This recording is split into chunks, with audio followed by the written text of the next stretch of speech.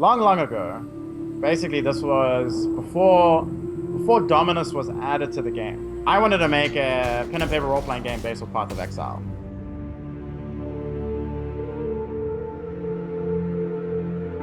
I worked at this for like over 2 years. I worked on it for every day. Like really hard. For those of you who don't know, pen and paper games are basically where you sit down with a bunch of friends, talk through the scenarios, you have a bunch of rules and you roll dice. And now it's just a question of getting the level of logistics and organization to stream this freaking system, you know, like on Twitch with a bunch of Path of Exile players.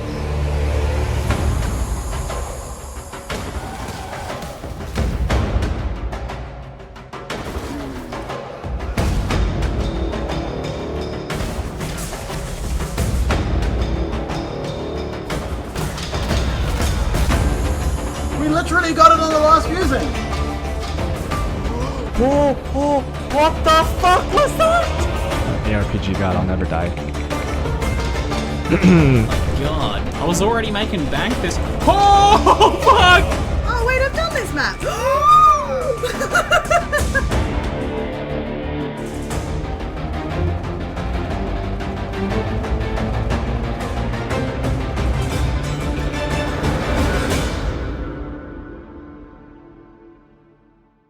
Hey guys. I guess we've got a 2-minute pre-show. Yeah. I just turned on our beautiful faces. And the cameras seem pretty good. Yeah. Okay. Hi everybody. So do you remember like at all what happened last time? It might be easier last time since we haven't played for a week. It's been itching to play. Epic battles. Yeah. We're in the midst of a Necromancer fight, right? Yeah. Well, it's about to start, and we'll be covering that. And I just want to say, I went through Cute Dog's character sheet, and there was like a bug in his the spreadsheet of his character sheet, so that all of his items were adding to intelligence instead of dexterity. Oh. Which is yeah, not ideal for a dual-wielding sword cutting machine. So he's even stronger than he was before? He is stronger than he was before, perhaps, and he also has more HP because he forgot to add one of his keystones to HP. So he's this is a buff. He got buffed. And Yes. speaking of buffs, he gets buffed. Meanwhile, Ziggy gets nerfed.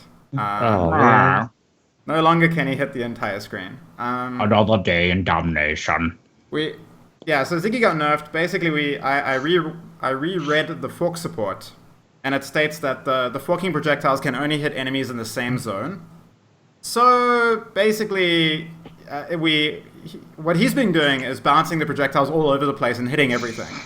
So we realized that's not okay. But he has switched his support to multiple projectiles.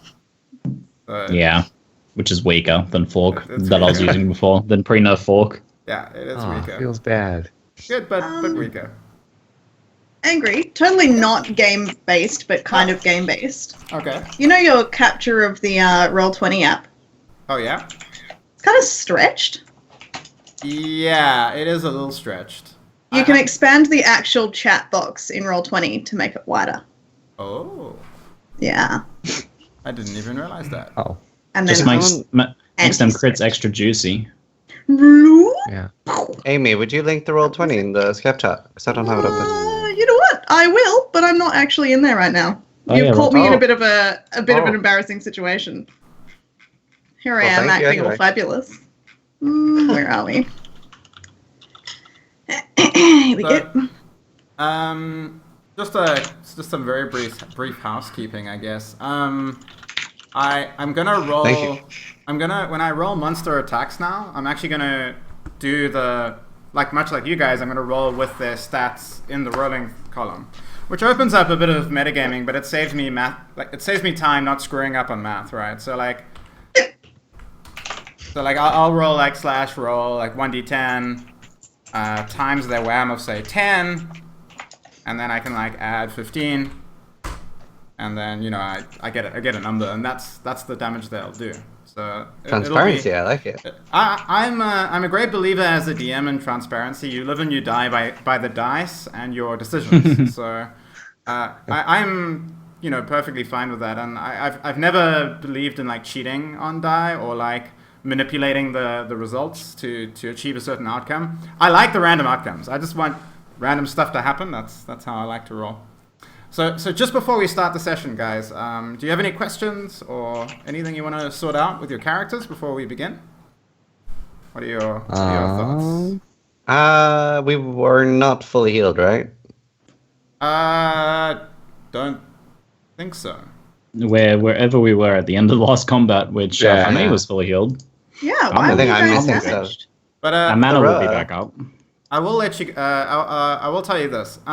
Even though I described, the coming undead, and it's kind of scary and terrifying, you do have time to get ready before they assault you.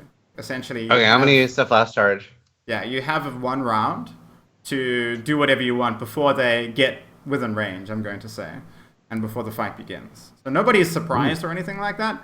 But you have they don't just suddenly appear, right? So you do have a moment to assembling themselves and stuff. Exactly. And the Necromancer kind of cresting over the hill. So yeah. But yeah, that is sorry, Ziggy. Go ahead. I was gonna say, so describe for us the image that we see once again before us. Yeah, sure. Okay, so I just want to give a very, very brief recap of last session, just so we know what's happening. Basically, you guys went to the Mudflats, and the reason you went to the Mudflats, the sort of marshy area near the Lion Eyes Watch, is because you wanted to find the waypoint there. Now, the waypoint, for some reason, the waypoint's energy is being blocked, and so Lion Eyes Watch cannot access it. And there are ley lines that connect all the waypoints all over Rayclast, and these ley lines give very powerful energy that you could use to refresh your flasks, and amongst other things, as well as teleport around the island. So you decided to go to Mudflats not only to release and unblock this waypoint, but also what you want to do is you want to defeat the Necromancer there. Now, Vagan, the Weapon Master, who you met last session, told you that this Necromancer is slowly building an army, and that the longer you leave him alone, the bigger of a problem he will be as his army of the dead grows. So you decided to nip this in the bud, go straight to the Mudflats, and deal with them. And, well, he found you before you found him, and he's charged and attacked you, decided to attack you with a large army of the dead. So, let's just jump straight into the game, and I'm going to describe what you see, and just remember you do have 1 turn before shit hits the fan, so to speak. Okay, so what you see is this. You see, cresting the hill, a decrepit, pale, and ancient-looking man in a feathery robe with a long runic staff pulsing with power. Remember last session, he speaks in a whiny, high voice as he says with a smile, "Ah, well, finally you have arrived. I've been looking for new followers. It's time to play." As twiddling his fingers with a smile, you hear the roar of multiple creatures that are dead and dripping within the muck of the Mudflats, rising up from the marsh themselves. They come rushing towards you. Specifically, what you see is far to the north. You see the Necromancer himself. He's standing quite a range away, because he's a Necromancer and he's smart and he wants to stay as far away from you as possible. So he's standing up on a hill far to the north, and in front of him, you see 4 large skeletons rising up out of the muck. They have massive 2-handed axes. Each axe is the length of a man, and they're so large and heavy that they have to be dragged in the ground, right? And these four skeletal executioners are lumbering towards you. They're not particularly fast, but I'll get back to that one. But the weapons that they carry are very deadly indeed. Off to the east, flanking you from the side, you see a massive rower that's just dripping in muck and decay. Not only that, the rower itself seems to have a glowing aura around it, a greenish glow that makes the rower and all its allies move a lot faster. On top of this, something you notice is very disturbing about this rower. Whenever it ventures forth near plant matter, the plants immediately shrivel and die. seems to have a literal aura of death around it. Okay. Bah, foul beast. Finally, to the south, completely on the opposite side of all this, rising up on a hill quite a distance behind you, you see 8 skeletal archers. As they rise, the water and the mud dripping from their bodies, each of them is carrying a bow, and as you see them drawing arrows, they knock 3 arrows simultaneously to their bows and get ready to aim at you. So just to recap, there is a Necromancer, 4 skeletal executioners, a rotting rower of some power, and 8 skeletal archers. Okay. Where is the Necromancer in relation to his army of the dead? He is hanging behind the executioners to the north, some distance from you. Am I the only one worried about him like continuously resting all these so that we sort of are forced to go for him first? It's somewhat concerning, but I'm also somewhat concerned about giant body-sized axes. Well, I was as concerned about this because I was thinking we could maybe try kiting them, like running away and then doubling back for the Necromancer. But maybe. But the Roa is like buffing everyone, right? So like if we kill the Roa first, well, he might rest everyone it. else is slower. Yeah, you've never. Oh, he can res the Roa? You've never fought a Necromancer before. You have no idea how powerful their powers are, but you know that Necromancers can raise the dead. How easy it is, you're not sure. This is going to be a bit of a... That's the thing, we've never encountered anything like this before. I'm just assuming he can rest everything.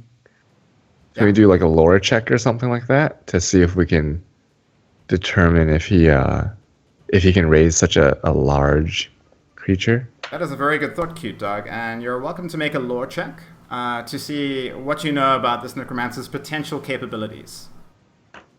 Go for it, guys. Oh man, I'm so dumb. Cute Dog gets Can I a do 5. Can I use soul manipulation to like understand things like this? This is a lore check, through and through. Okay. Cute Dog is like, I think this is a bad guy.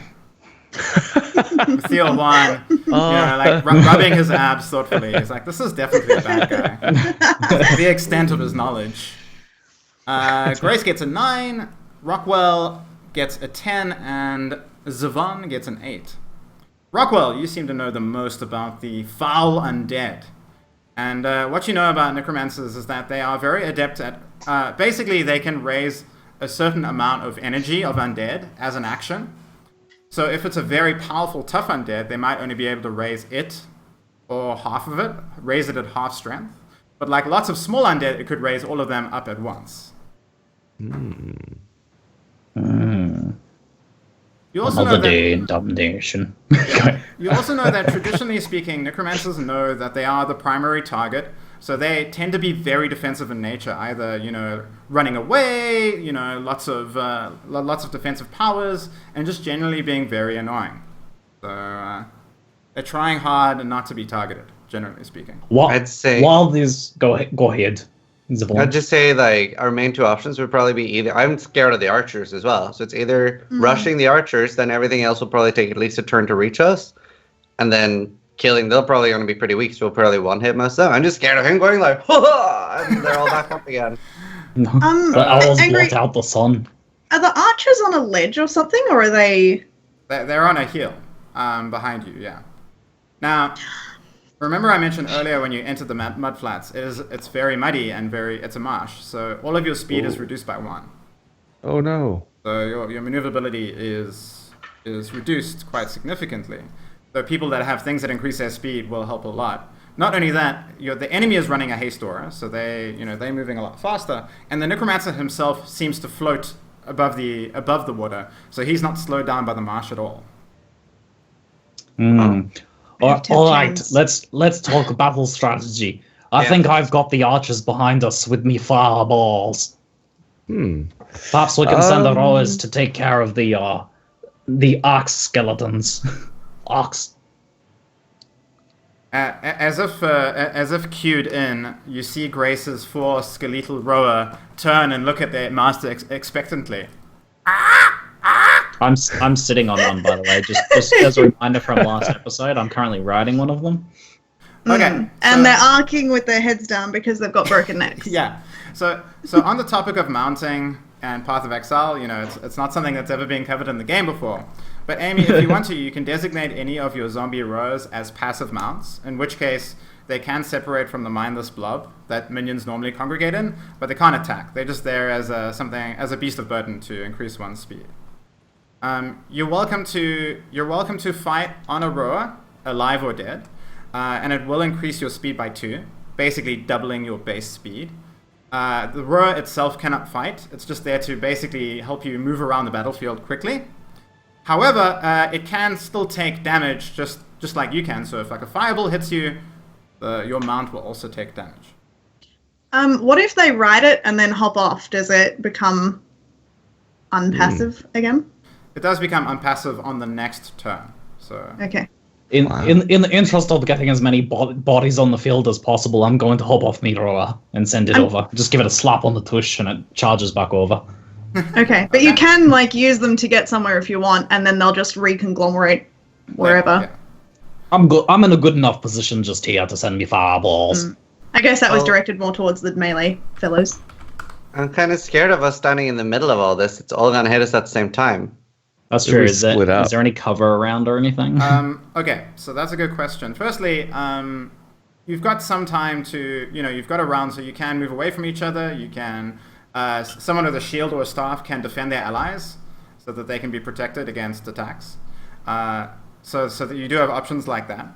Firstly, this is a stealth's paradise, the mudflats, right? There's lots of plants. There's lots of water. You can sink deep into the marsh with just your head above it. If you want to try stealth, that you're certainly going to have a pretty easy time of that, and you could even then disappear and get a surprise attack on your opponents, which can be pretty effective. So yeah, in terms of cover, there's not much in the marsh itself, but it is very easy to hide in if you want to try and do that. What about where the archers are? Sorry, sis. Yeah, that was my idea as well, where the archers are, because they sort of have a hill, so we could maybe take that hill and hold it. Yeah, that's an interesting tactic. Like the whole group just goes down south, away from everything else, kills the archers and takes the hill. The hill itself, because it rises out of the marsh, you won't have a speed penalty once you're on the hill. So that's quite nice. And I could leap slam on it. I don't know how low the archers are, but say ideal scenario, I somehow managed to leap slam them. And then jump up the hill. if I can I don't know anyone else able to reach it in one turn and do damage to it, but if we could do so like Ziggy can run there. So me and Amie might be able to take out some of them. So instead of Ziggy using a turn to attack, we can maybe try to get Ziggy to run there. The next turn, we can have Ziggy just standing on this platform, throwing fireballs at everything coming at us. Try to range things down. I can flame dash. Sorry, just letting you know what I can only do a little bit of damage, but it's damage, and I'll get there like there. Yeah, sure. And the archers might, I don't know, panic, and at least not fucking fire 3 arrows into a point blank. And nice shotgunning. Thanks to Dreamfeather and his boots, Mathiel Juan is excessively mobile. He can move very, very, very quickly and rapidly. Okay, guys. Well. All right, so we get a moment to huddle and discuss strategy here before the fight, right? Okay, so we're like having a quick strategic meeting. Zavon, perhaps you should cover our retreat, and we'll charge the hill and take out the archers. Hey guys, wait. How do you want me to cover your retreat? Well, because you're the tankiest. you just hang back behind us and cover our ears from like roller charges and things. And leap slam back. Okay. At this point, you realize you've run out of time for discussion as the marching horde of the dead roar and rush towards you. The Necromancer hanging back, twiddling his fingers and going, yes, new, powerful, and intelligent minions soon. I'm so excited. Well, I don't know about the last thing. Don't forget that... I'd like everyone to know that I am sneakily blending into a bush, Homer Simpson style, like just fading into a bush. I'm very, very sneaky. And then great. Mathiel Juan, make a stealth check, please. Okay. Okay. Ooh, 8 points. Everybody, make a roll initiative, please, so we can just determine the order of the coming combat. All right, that's my stealth roll. Oh, I rolled a 10 on my guys. Great. Okay. Oh, hey. That bodes well. I rolled a fucking 1. That's wow. What? 3 people rolled Jesus. 10s? Are you kidding? Woohoo! Okay, well. Take that, GM. Not yeah. Please don't smite us. Mathiel Juan, you go first. Despite me rolling a 10 on my guys, my guys go second. Grace, you go third. And then Ziz is, oh dear, Ziz is fourth, and poor Rockwell is still adjusting his. I'm fourth with an currently 18. curling up in the back. I don't taking get an how entire I'm fourth turn. with an 18. Yeah, it's because like 3 people rolled a 10. That's why, Zivan. Basically, remember that 10s are automatic successes and 1s are automatic failures.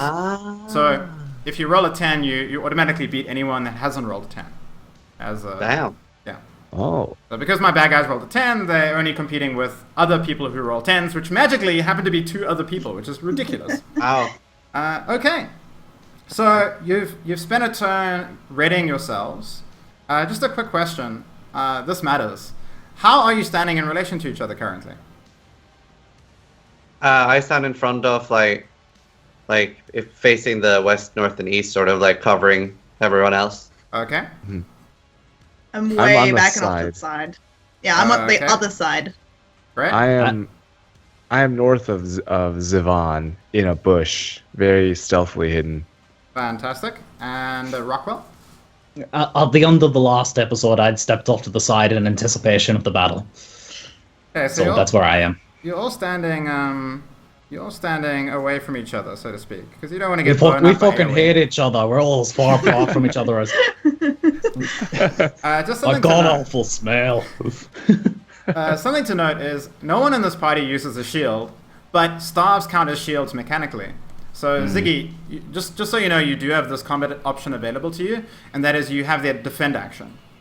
How does the defend action work? Is it a minor action, and what does it do? It's a minor action, so you can still attack if you defend. Now, if you defend, you cannot engage enemies, which doesn't really matter since you don't engage anyone ever because you mainly shoot fireballs. While you're defending someone, if an enemy wants to attack them, they need to beat you on a maneuver or athletics check, otherwise they can't target the people you're defending. Okay? Not only that, if the people you defend are hit by an area of effect, and they don't beat your athletics or engage or your maneuver, they only take half damage from the attack.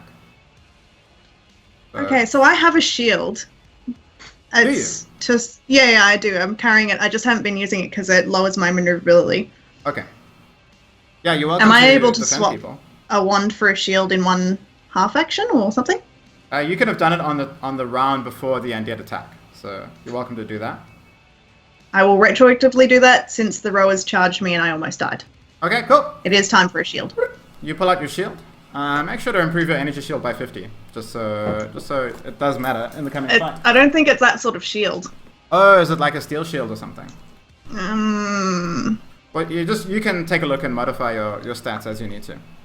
where did it go? Oh, did I give it to Zivan? Zivan, did I give you a shield? I don't have a shield in my stats. Oh no, yep, metal shield. It's out here. Never mind. Got it. Okay, so let's go. Woohoo! Mathiel Juan, you disappear into the marsh. You become one with the marsh. Yes. Like I don't know if you've watched Predator, but basically Mathiel Juan, like he descends into the mud, and when he comes out, like you can only see his eyes. Like he's completely blackened with mud. And like he just moves like a shadow through the marsh. Like nothing is able to see him with his natural 10, for a total of 22 on his stealth. The enemy holy completely shit. decided you. That's very fucking sneaky. Where did our party member go? He's fucking booked it at the very beginning of combat. Yeah, Alright, it's since gone I'm- full Terminator. Since I'm very, very sneaky, can I wait until like Amie curses, or can I delay my turn until after her? You're Or is welcome that to. not- Yeah, you're welcome to delay until after Grace goes. Go. Okay, I will do that. If you want to, you can basically go anywhere you want to on this battlefield without anyone like attacking you. So like you could like Oh, because I got run 10, right up huh? to the Necromancer if you want to. Okay. Like, they can't Here's- see you. So. Nice. Here's what I'm doing. Oh, I froze for a second there. So here's what I'm doing. I'm gonna sneak just outside the death radius of the Roa, like right Okay. behind it. But outside the degen thingy. Okay, so you're waiting to pounce on the rower if need be. Okay, Yes. I like it. I'm just gonna move you. Okay, great. Okay, so now the bad guys go. First things first, you see the Necromancer hold up his hand as he starts chanting dark magic. Immediately, a symbol appears above the head of Zizaran. No. It's a blue W. Of course it is. Of course it is. Zizaran, you have elemental weakness on you, which means. Oh no! Sorry. I'm mixing up my curses. It's a green E. Appears on your forehead. Wrong button. You have enfeeble on you. Enfeeble makes good. you. I like that one. I was terrified. Enfeeble means that whenever you make an attack, you have to roll twice and take the lower roll. Oh, unlucky. And it lasts the entire Literally. combat unless you use a warding flask to remove it. So you immediately feel your arms weaken, and you realize the precision of your strikes is drastically going to go down. You see the Necromancer smile. Flaccid arms. Joke's on him. I don't do damage anyway. Yeah. Okay. Next up, you see the 4 skeletal executioners lumber towards you. But fortunately, even though they are empowered by the haste aura of the rower, they don't get to you just yet. They're almost there on your doorstep. They're just lurching, lumbering through the mud, actually getting slowed down quite a bit. Being slowed down so much because of the massive axes that they're dragging through the mud. Then you see the rower itself, with its aura of death and putridity, if that's a word. It goes and then charges with great speed and a terrifying squawk as it goes rushing towards Zizaran. Tank it all. Tank all of them. Hit me. Yeah. Stop trying to hit me. So it has 12 wham. Don't hit me. And on a charge, Don't hit it's me. got 30 damage. Oh, Huh? man. I roll a man, 4. it's so fat. So not too bad. And I get 78 points of physical damage. Oh, sweet. Not too bad. So the putrid roar charges at you over the marsh and slams into Zizaran. You see him go flying back a moment, but he barely breaks a sweat as his infernal cloak shimmers, absorbing a large amount of the damage. Take 21 damage. Yeah, only Only 21 points. 21. Jesus. It's really So just tanky. a glancing blow. Yeah. He is by far the tankiest character. However, Zizaran, you already start to feel sick as the putrid aura of the roar starts to wrap around you, and you start to immediately feel your skin starting to age and crack and crackle as the decrepifying aura of the roar starts to burn away at you. There goes your youthful beauty. Okay, finally, we have the skeletal archers on the hill. All of them pull their bows. As you see, each of them are firing 3 arrows. So that's 8 archers, each firing 3 arrows. That's a lot of arrows. Okay. That is. Each archer is attacking Zizaran, Rockwell, and Grace. What's really creepy about the archers is they move in perfect unison, as if one mind is controlling them. Each archer of the 8 pulls their bow at the exact same time, notches their arrows at the same time, and aims at the same targets. Their old crackled bodies belie the strength as they seem to be almost empowered by the Necromancer. The arrows go flying out.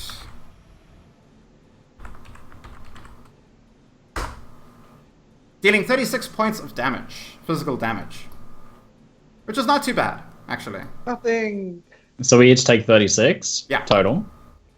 So Zizaran takes literally nothing. I'm good. Literally Yeah, nothing. that was a good massage. So like 8 arrows go flying into Zizaran, and literally you just see his cloak absorb them, as if they were never there. It's like going into red liquid, and then they just burn away, It's fizzled. disappearing. Okay. Okay, I haven't taken damage for a long time. How does this affect me when I have mostly energy shield? Well, okay. Don't forget my determination. The most important thing is, what is your armor? Your armor mitigation. 45. Well, then you don't take any damage from this attack. I have 44 Okay. armor. Wow. In fact, nobody does, which is really good for you. So you guys are lucky. I rolled a 2, right? So 2 is like a really low roll. But basically, nobody Shooting takes spitballs at us. Like Yeah. those paper balls. The arrows don't even graze you. They harmlessly bash against your armor, or you dodge them, and nobody is worse for wear. Okay, so next up, that is all of them. They didn't have a very powerful turn, I would say. Go Grace. So since the roller was charging and the other guys were ambling up, are they in the same area now Yes. for a curse? I will curse. So the row is on Zizaran. The archers are on the hill to the south, and then the executioners are in their own group just to the north of you, very close though. So nobody's stacked on each other at the moment. Quick question: is Amie running purity now? Yep. Yes. Yeah. I haven't added You that. get How much 20. is that? 20. Oh, sweet. I didn't go damage from the row either then. 20 Holy resists. crap! We beat That's this incredible. game. Easy game. That's sick. Okay. Zizaran Wait, we have really is purity and ridiculously determination? tanky. Purity with generosity and determination from Ziggy. Okay, so that's 20 all resist, and then how much armor from determination? 10 armor from determination. Okay, got it. Turns out mitigation's Thank you. pretty good. Pretty good. Okay. Great. So Grace, what are you doing? I'm trying to decide which thing to tempt chains. I think I'm gonna have to do it against the big rower to begin with. Okay. He seems very fast and scary. Yeah, he is. So I cast my spell, and a bunch of little green chains come wriggling out and wrap themselves around his beak. Yeah, they Not really encase doing around his anything. beak, and he's like, "Ah!" as he starts to move as if in slow motion. Seems to counter Nice. this haste effect quite well.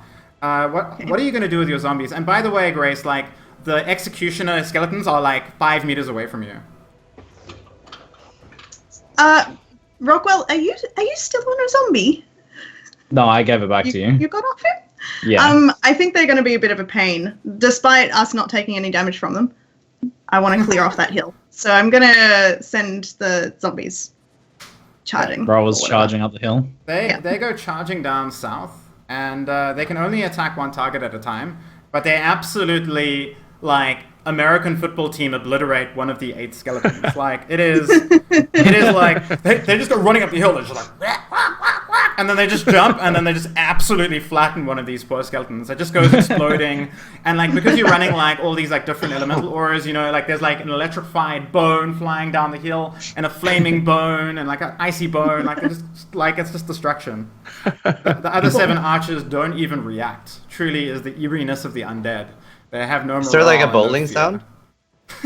Pretty much. Yeah. Do they engage them? So can these archers still attack us then? They can. Were your zombies flesh offered? I think not. No, That's I don't okay. think there are any corpses around us. Yeah, if you had flesh offering on your zombies, they would have engaged all the skeletons, which is great. But unfortunately not, because they're just not that fast, right? Okay, I'll run slightly towards them, so I'm further away from Rockwell and getting Okay. closer towards the skeleton archers. Great. Yeah. You go charging down with your zombies, but hanging behind them safely. You go down south towards the archers. Okay, it's a good idea. Mathiel Huan, the Okay. predator himself. So, my teammates see 2 pairs of eyes come out from the mud like this. Oh shit, I'm stuck. I emerged from the mud. And then, oh man, I'll tell you. And then I look at the Roa, and I pull out the 2 swords. Whoosh, hoot, hoot.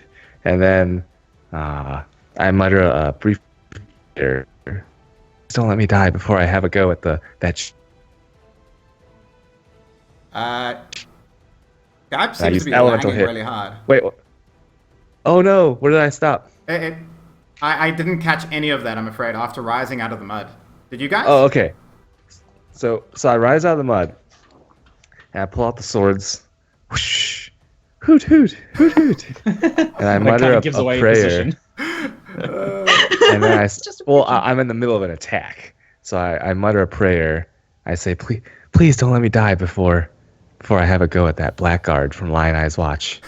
And I charge forward with elemental hit, fire based, because of Grace's auras on the Roa. So let me Are you multi-striking out of interest? I assume I you am are. multi-striking. Yeah, I'm definitely multi-striking. Sweet. So, roll 1d10 times 17 plus 25 from auras plus 30 from elemental hit. Oh, do I get any kind of like I'm from stealth? Do I get to like get any bonuses from that?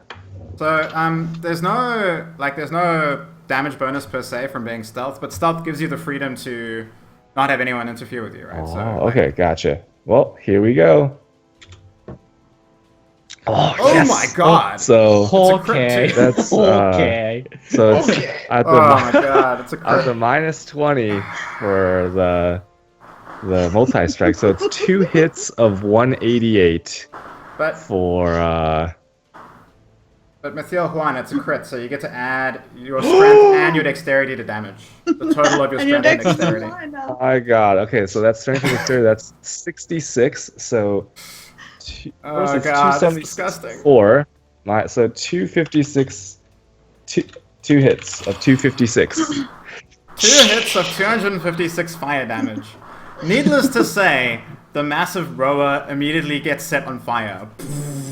As you just appear out of the mud and your flaming swords, the pigeon sword and the dream feather, and you hear whoo, whoo, with extra force as you just slam into the backside of this rower unannounced.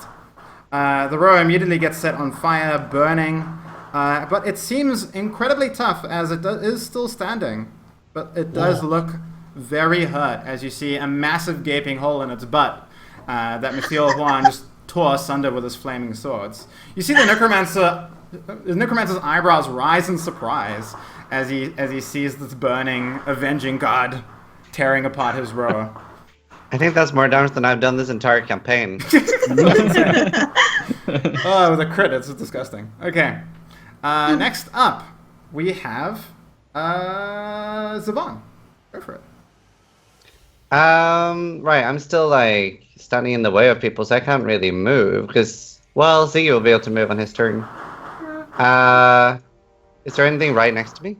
The Just the rower is rower? right next to you. I'm just gonna I have Herald of Ash on. I'm just gonna stop it. Okay. The rower is actually currently engaging you, so yeah, you can't actually get away from him unless you try and make a sweet. maneuver. It has temp chains, so it would be easier, but Yeah. Temp chains means it does less damage and it has less mitigation as well to your attacks. That's quite good. Right, I am gonna. What was the Herald of Ash? 2 wham, so plus 8. Oh wait, plus 1 wham. Right, let's see.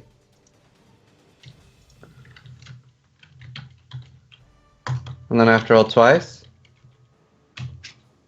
Yeah, so you Okay. take the lower result, unfortunately.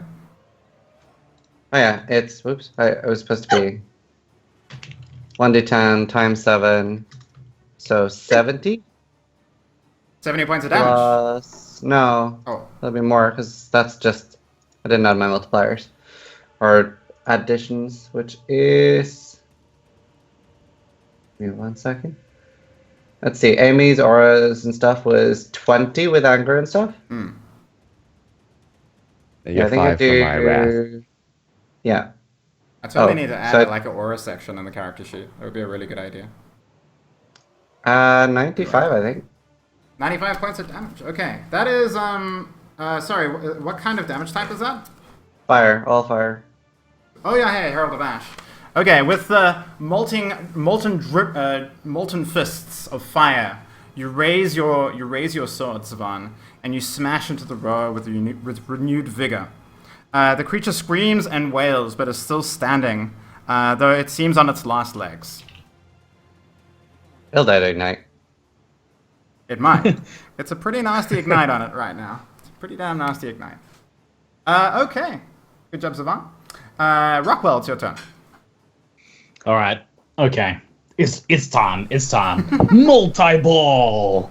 Dum, dum, dum, dum, dum, dum, dum. Fireball in each hand. So my fork got nerfed. I'm now using multiple projectiles. But multi-ball. I throw one through my legs behind me at the skeletal archers up on the hill. Amazing. And send the other one hurtling towards the axe skeletons.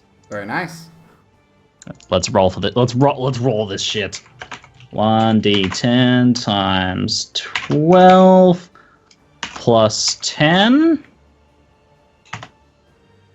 Oh, fuck Oh yes. my Now that's God. minus- Oh. It's a minus crit. 20 for the LMP, so 110 damage to each of them. Oh my god, this Is that including? Does crit give my int as a bonus, does it? You're higher of int or strength, yes, because you're using a staff. Okay, 25 bonus, so 135 damage on each fireball. Very, very nice. And could you stop critting my monsters? I want them to seem Multi-ball. scary and impressive. Oh my gosh. Okay. They don't do any damage either. Yeah, they haven't done anything. Okay. So Why were they only 10, Ziggy? Where's the aura? Oh yeah, auras plus 25 for the auras, plus 25 for the auras. oh my Yep. god. So that's 160 damage. Okay. Fucking A. You throw your 2 fireballs, and one of them goes sailing up the hill, smashing into the 7 archers on the hill. They immediately get ignited, burning, but otherwise still standing, though they seem very, very badly damaged. The 4 executioners take the fireball with stride, not even getting ignited, as their bodies seem intensely powerful and reinforced with necromantic energy.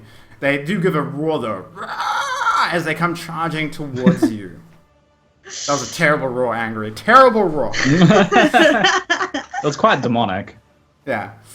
So it is now the bad guy's turn. You see the necromancer go, oh dear, it looks like that one is going to be a rather big problem, he says, as he points his finger at you, Mythiel Juan, and immediately a glowing E appears on your head. You have Enfeeble for the rest of the combat, and you have to roll twice and take the lower result on your attack rolls.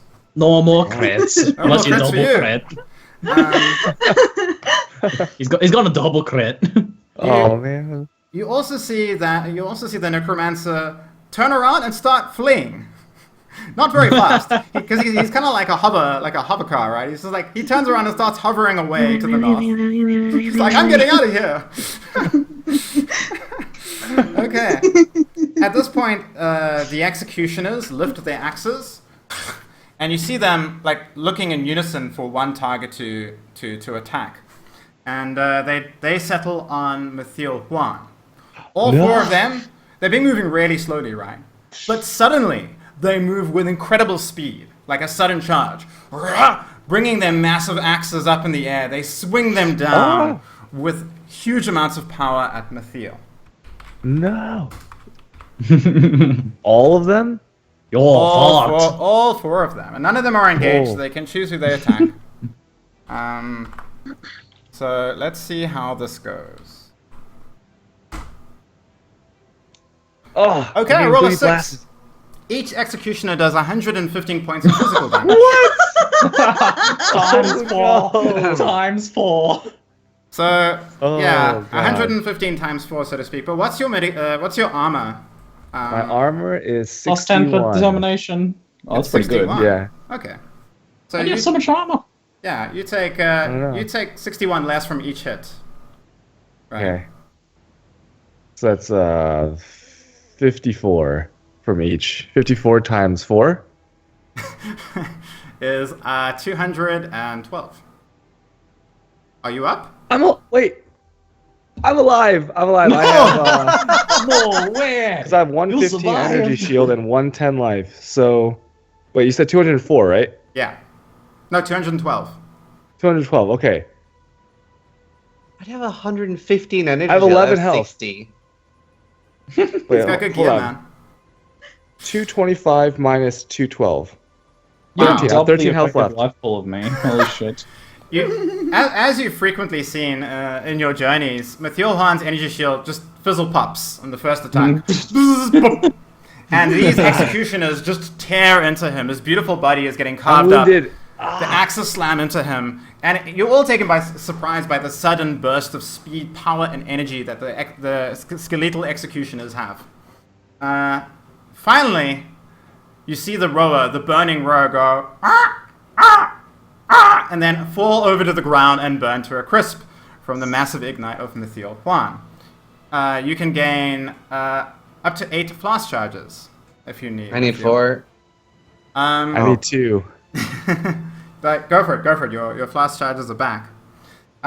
Very nice. So the rower is down. Now the archers lift up their bows and get ready to fire, and they're firing at the same target. So they're ignoring the zombies completely. And you've got 7 arrows coming at Amie, Zizaran, and Rockwell. I didn't get far enough away from them? The archers. You ran towards them. Wait, Yeah. wasn't there 8 and Those 3 back died? there. Aren't they Shouldn't there all be 5? in place? And they take some ignite damage, but they're not down. So you're running towards them, so they just shoot an arrow at you. Like, it's not hard for them to shoot an arrow. I thought they were all aiming in the same spot. Damn it. Wise. Yeah, because they basically got like a multi-shot, right? So they like draw 3 arrows and they can fire them at independent targets, like no problem. So it's pretty. So it's how many pretty skeletal hacks. archers are left? There are Is it crazy? 7. One of them Oh. died from the zombies, and there's still 7 remaining. So Three. the skeletal archers draw their bows, and this is a bit of a better shot, but not that amazing, and they each do 42 points of damage. Again, you see Zizaran just stand there as the arrows, before they even touch him, just burn away into a crisp. His unique cloak of flame, just protecting him completely. And I don't even know if I still do any damage to any of you. Does anyone actually? 44 armor. Yeah. Oh! You just hear like ding ding ding ding ding ding ding, and you just see this pin cushion on the back of Rockwell, and he just stands firm. He's like, Mathiel, I'm pretty sure you dodge all of the arrows with grace and agility on your like 8 HP. And Yes. Grace, how are you doing? I'm gonna like duck right down in the water. Oh dear. And all of the arrows just hit my shield that I'm holding above my head. Very nice. Okay, the archers are not doing too well, but the executioners have been pretty good. Okay, go Grace. Just a question. Did Mathiel want to keep delaying his turn to after me? You can't undelay, so once you've Oh, yeah. sacrificed yourself in initiative order, you remain in that place. All right. How far? If I were to flame dash with 3 speed, but taking 1 from the swamp, Okay. could I catch the Necromancer? No, you could get like 3/4 of the way there. Do we not want to go on the hill, though? Yeah, but I think the Necromancer might be helping the big axe guys be more powerful. What if I got on a No, I'm still fast. Flame dash the roller. Yeah, flame dash the roller. You could. Well, I can't really give you tactics advice. I'm kind of distracted, I guess, at the moment. Unless I guess I could shout at you. Yeah, go for it. I don't know if I know the inner workings of Amy's necromantic abilities, though. I might be metagaming. You can give out of game advice. Like I'm okay with that as long as it's not like an essay, just like a sentence or 2. That's fine. Well, I guess the archers aren't actually doing any damage to us. No, they really are. I'm thinking we'll turn around. Okay, I'm going to not so quickly, and I point out from under my shield at the Necromancer and cast Temp Chains on him. Very nice. Oh. This is very. Enoch powerful. getting away. Yeah, it reduces speed by 2, and the Necromancer's speed is 2. So he immediately stops moving, and you hear him kind of look down and go, "Oh shit." As he like whips around and like he's like moving in slow motion. He's like, "No." Wonderful. And what do you want to do with your zombies, Grace? I'm going to try a old person lipped whistle, so something like and shush them to turn around and try and engage the axe wielders. Okay. Hopefully, I charge back down the hill. Yeah, they go charging back down the hill like. I get extra kind of like momentum from that, like increase the damage. flutter their wings a little bit. I'm Come on, +1 damage at least. I'm gonna say it's out of the scope of zombies. Zombies are not meant to have lots of situational modifiers because it gets very complicated and it'll become a bookkeeping nightmare. But they do go charging down the hill with great gusto. They seem incredibly enthusiastic zombie rower, right? Skeletal rower, I should say. As they go charging on the hill and they go flying towards the executioners and smash into one with a resounding crunch as one of the 4 executioners goes flying backwards in the air, tumbling and then lightly landing on the bog and sinking away to never be seen again. 2 flash wow. charges if you need, Amie. There are Fucking only- nice. There are only 3 executioners out of the 4 remaining. Okay, good job on the zombies. Go Zizaran. No, go Mythil Juan. Ooh. So am I able to use a minor action to try to stealthily shrink into the bushes from these executioners again? Because if I get hit again, I'm going to die. You can. You can also use a minor to use a flask as well. Oh. In Don't that forget case, about let me... flasks. They're pretty good. How about you flask and then whirling blades at the Necromancer now that Yeah. he's slowed? Yeah, let me do that. Ooh, whirling So- blades. I have 2 flash charges left. I gain half my health, right? Yeah. Okay. Whatever your 62. threshold is, yeah. Which is Okay, gotcha. cool. You So pull I up your have flask. And then go. And then I whirling blade. Hoot hoot. And then, but I want to make sure that I'm running at them like this. Hold on, I'm like this, with my arms behind me, Oh yeah. Naruto style. Full Just anime. like an Aerodynamics. anime character. Okay. Cue anime music. I love it. Yeah. It's amazing. Okay, so the whirling blades gives me speed, right? But this is just a normal roll. Like there's no. Yeah, there's no like damage modifiers to whirling blades, but it does increase your speed by 2. Okay, so that's 1 through 10, and then still got the auras. Oh wait, it's not considered a fire skill, so I don't get 20 from Amie, right? I get 10. Okay. What is your speed? Ah, Out of interest. my speed. Where is that? Because I know Dream Feather gives you 1 speed per 40 dexterity, if I remember Yeah, correctly. so I have 1 extra there. Where's the speed stat? Your base is 2. 1 from Dream Feather, and then do you get 1 from boots? Do you have speed boots? Let me take a look. My gear, my boots. I don't think I have any speed from boots. Okay, So I just have the 1 from Dream Feather. yeah. So like you can just reach the Necro.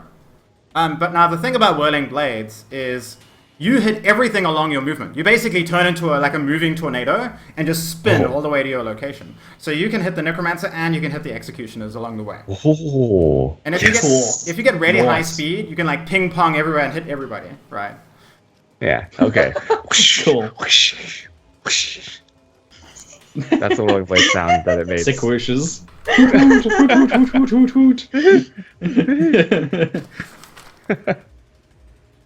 Oh wait, I enfeeble. Yeah, so You you're have gonna have to to roll roll twice and take the lower Oh, result, okay. I'm afraid. Okay. Bow. Angry. I forgot to use my minor action. Can I do something small? Yeah, sure. What do you want to do? Chug a shielding flask. Go for it. Sweet. Describe it. I just chug it real quick. Get Gatorade poured over your body. Oh, and then my like, I get like this, the cloak shimmers.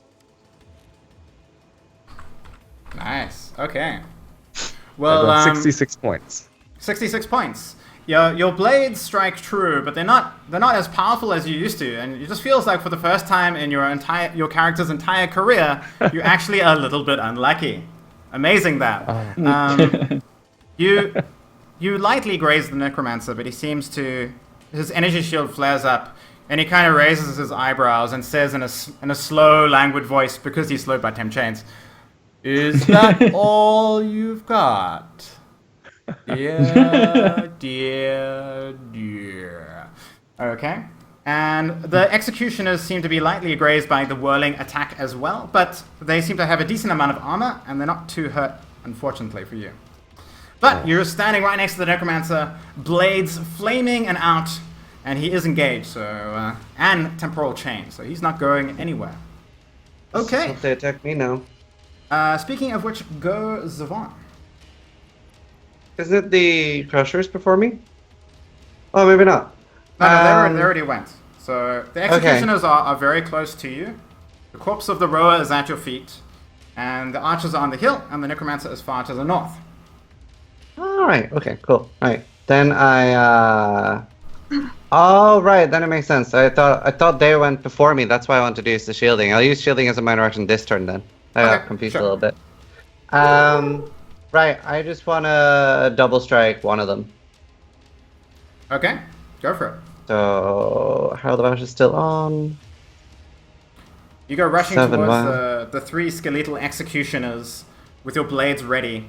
As with a rapid attack, your blades go at one of them.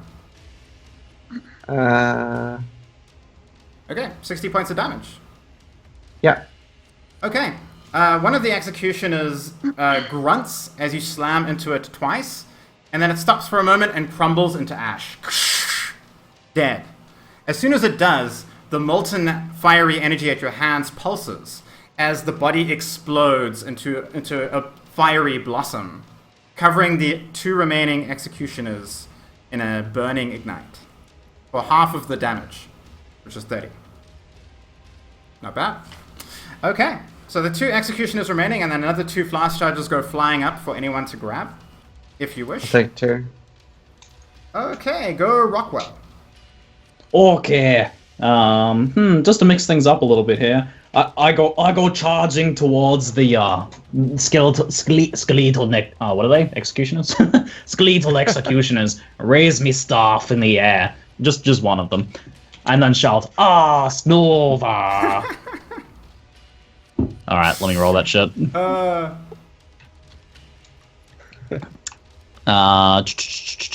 Increase your critical strike by 1. Hit all enemies in the zone. Red. 1d10 times 12 plus 10. Wait, no, plus 15. Yes. And all right, let's roll that shit. Come on, 6. Slam it. 87 points of cold damage. Rockwell, fourth of his name, describe your double kill of the executioners. Snova. The Snova radiates out from the central point of me body, of course, me arse. And and a shearing like kind of like slice of glassy ice radiates out and slices them off at the legs. So they just They go falling to pieces. Okay, very nice. That's another 4 flash charges if you need. It is now the bad guys. Are you full, Ziggy? I'm not full. I'll take them. Okay. You see the Necromancer look around with a calculated gaze, just having Methiel at his feet as he tries to shuffle away from you, Methiel. Except he can't move. Never mind, because he's got temporal chains. Shit. The problem is, so he wants to try and resurrect something, but when you're engaged, you can only target enemy things in your zone. So because he's engaged by Methiel, he can't target like his allies to raise. Nicely done. So this whirling blades maneuver is actually incredibly potent because it's stopping him from doing his prime function. At this point, the Necromancer sees the lay of the land and he goes, "Is it possible at all to surrender? I could be very valuable to you," he says, raising his hands. I think we should kill him. Purge the filth! Yep. Amie says pineapple from the mud. How about we say yes and make him drop his summons and then kill him?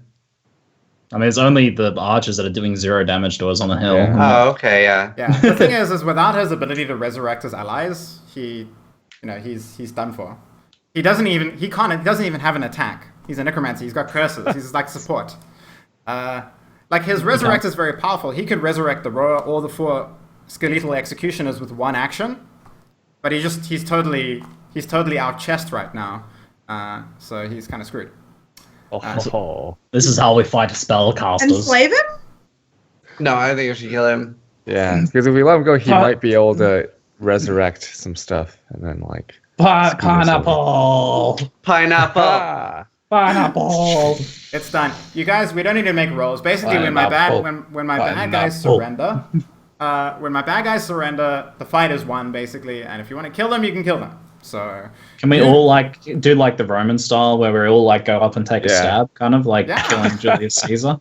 you can do it however you want. You know, you take turns kicking the Necromancer, pissing on it a bit, you know, like, screw you, buddy. Just like, shoot some fireballs at him, you know, dribble some flask energy to keep him alive a bit longer, and then you kill him. Okay.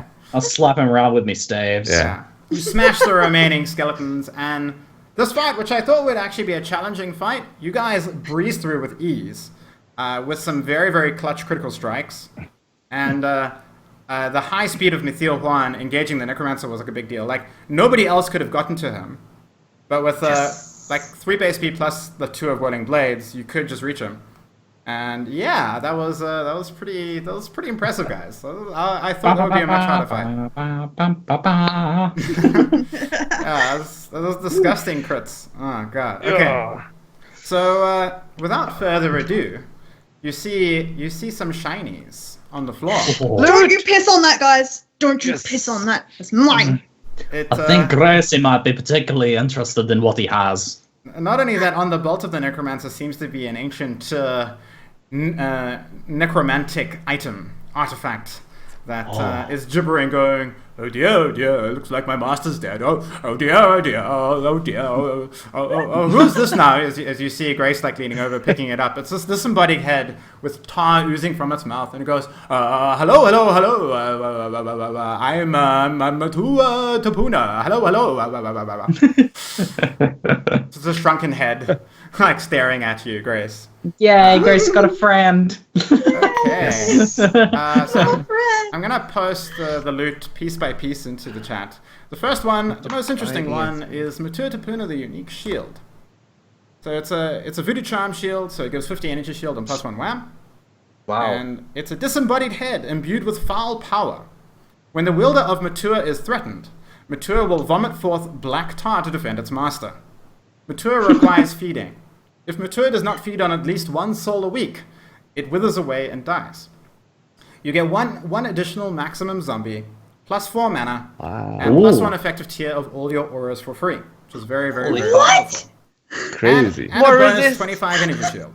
That's really good. Wow. So it's 75. A bonus 25 energy shield. That's crazy. 75 ES. It's a really good item. So you're feeling pretty good about life now, Grace, as you pick up the disembodied head. So just remember to feed it. I think I might use it. Just get in. Yeah. Okay, so Oh yes. Yes. I'm gonna ask the party to do this because I realize like when our characters are attacking and stuff, we're having to like think about the aura damage, and I think it's slowing the game down a lot. So how about we, Amie, like after you equip the shield, just figure out like the damage your auras are doing. You can add that to the damage of any other auras, and let's just come with a big fat number that is aura damage, and then like write it down so we don't forget it. If that's okay. Yeah. And actually, what I'm going to do is I'm going to turn off my Wrath because it's only doing 5 and 10 points and stopping me from being able to multi-strike twice. So I'm just going to turn it off. Simplicity. But just Amy's, just Nice. Amie is doing auras. Sounds good. Did the Necromancer also up some skills?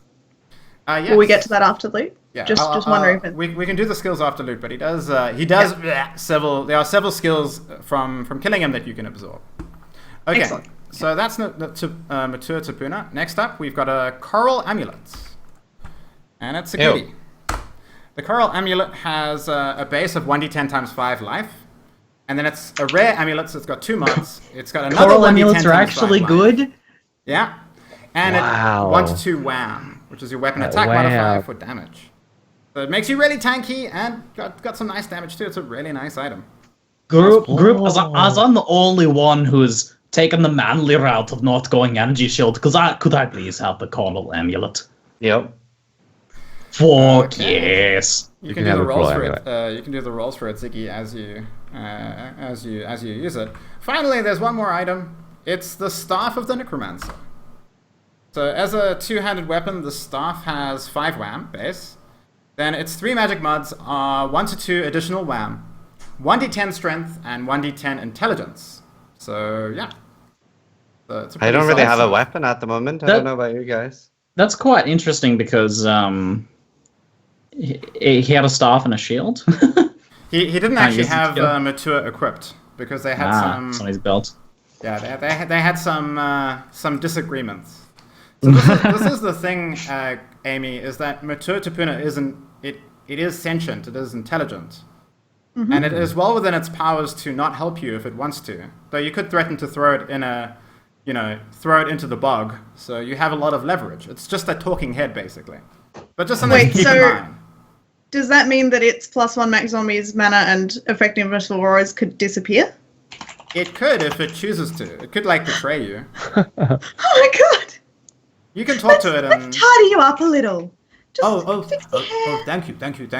Oh, yes. You see Matur go, if I could ask you something, dear old lady, he says, coughing up some tar. Could you rub the top of my head, please? Oh. That was a misroll. I'd just like to point out that was a misroll. I didn't type it properly. Oh, okay. Otherwise it would be 5, right? Otherwise it would say 5. Yeah. Okay, so Ziggy's rolling his amulet. As you see Matur Tapuna, kind of open his mouth wide as he just enjoys the head rub from Grace. You know what? It might be a knucklehead rub. I think you might enjoy that a little bit more. Magic gear aside, did he by any chance have just white cloth helmet and boots or something? Yeah, you can get any basic cloth item from him if you wish. Yeah, that's right, because I'm wearing armor boots and armor helmet. Oh no, armor boots and armor... Oh, there are no those, just armor boots. Yeah. That's what I'm wearing. I could have had 50 life, man, instead I got 15. Oh, fuck. White boots is 20 under the shield, right? Yeah. Ziggy, there are 2 life mods. So the Coral Amulet itself has a base life value of 1d10 times 5, and then there's another enchanted mod of 1d10 times 5. So okay, let me roll the other one as well then. But yeah, that's a very disappointing life roll. That is very disappointing.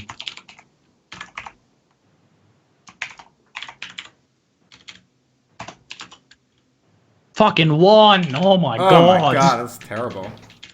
We have we probably have a divine orb somewhere. This is an amulet that deserves to be divined, I think. We have 2 divine orbs.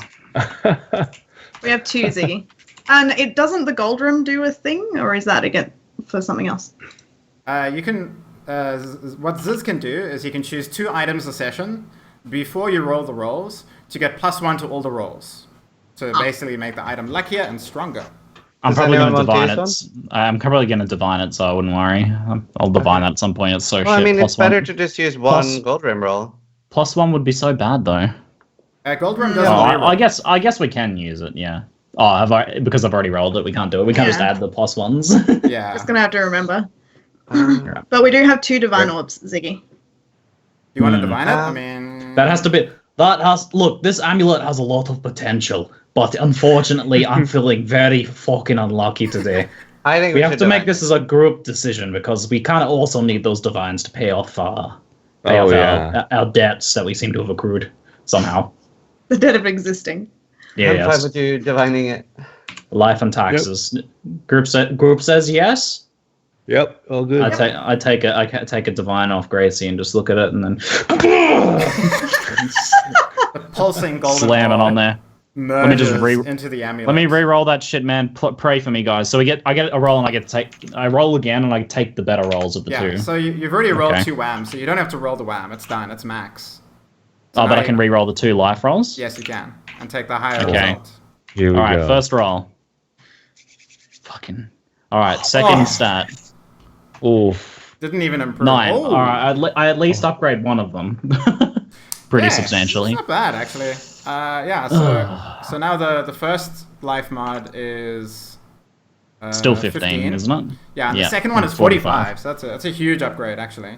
60 life, 2 wham. It's pretty good. Yeah, it's still a really good amulet. You could just divine it again, just use all your divines on it if you want to. Stop tempting us. We have to save our currency. And then you could exalt it, I'm sure you'll come up with something amazing. There's no risk whatsoever. Stop. Ziggy, is this staff better than yours? My staff's pretty good. It's 7 wham, 20 life, and increased status duration by 1 round. So, no, you can take that staff if you'd like.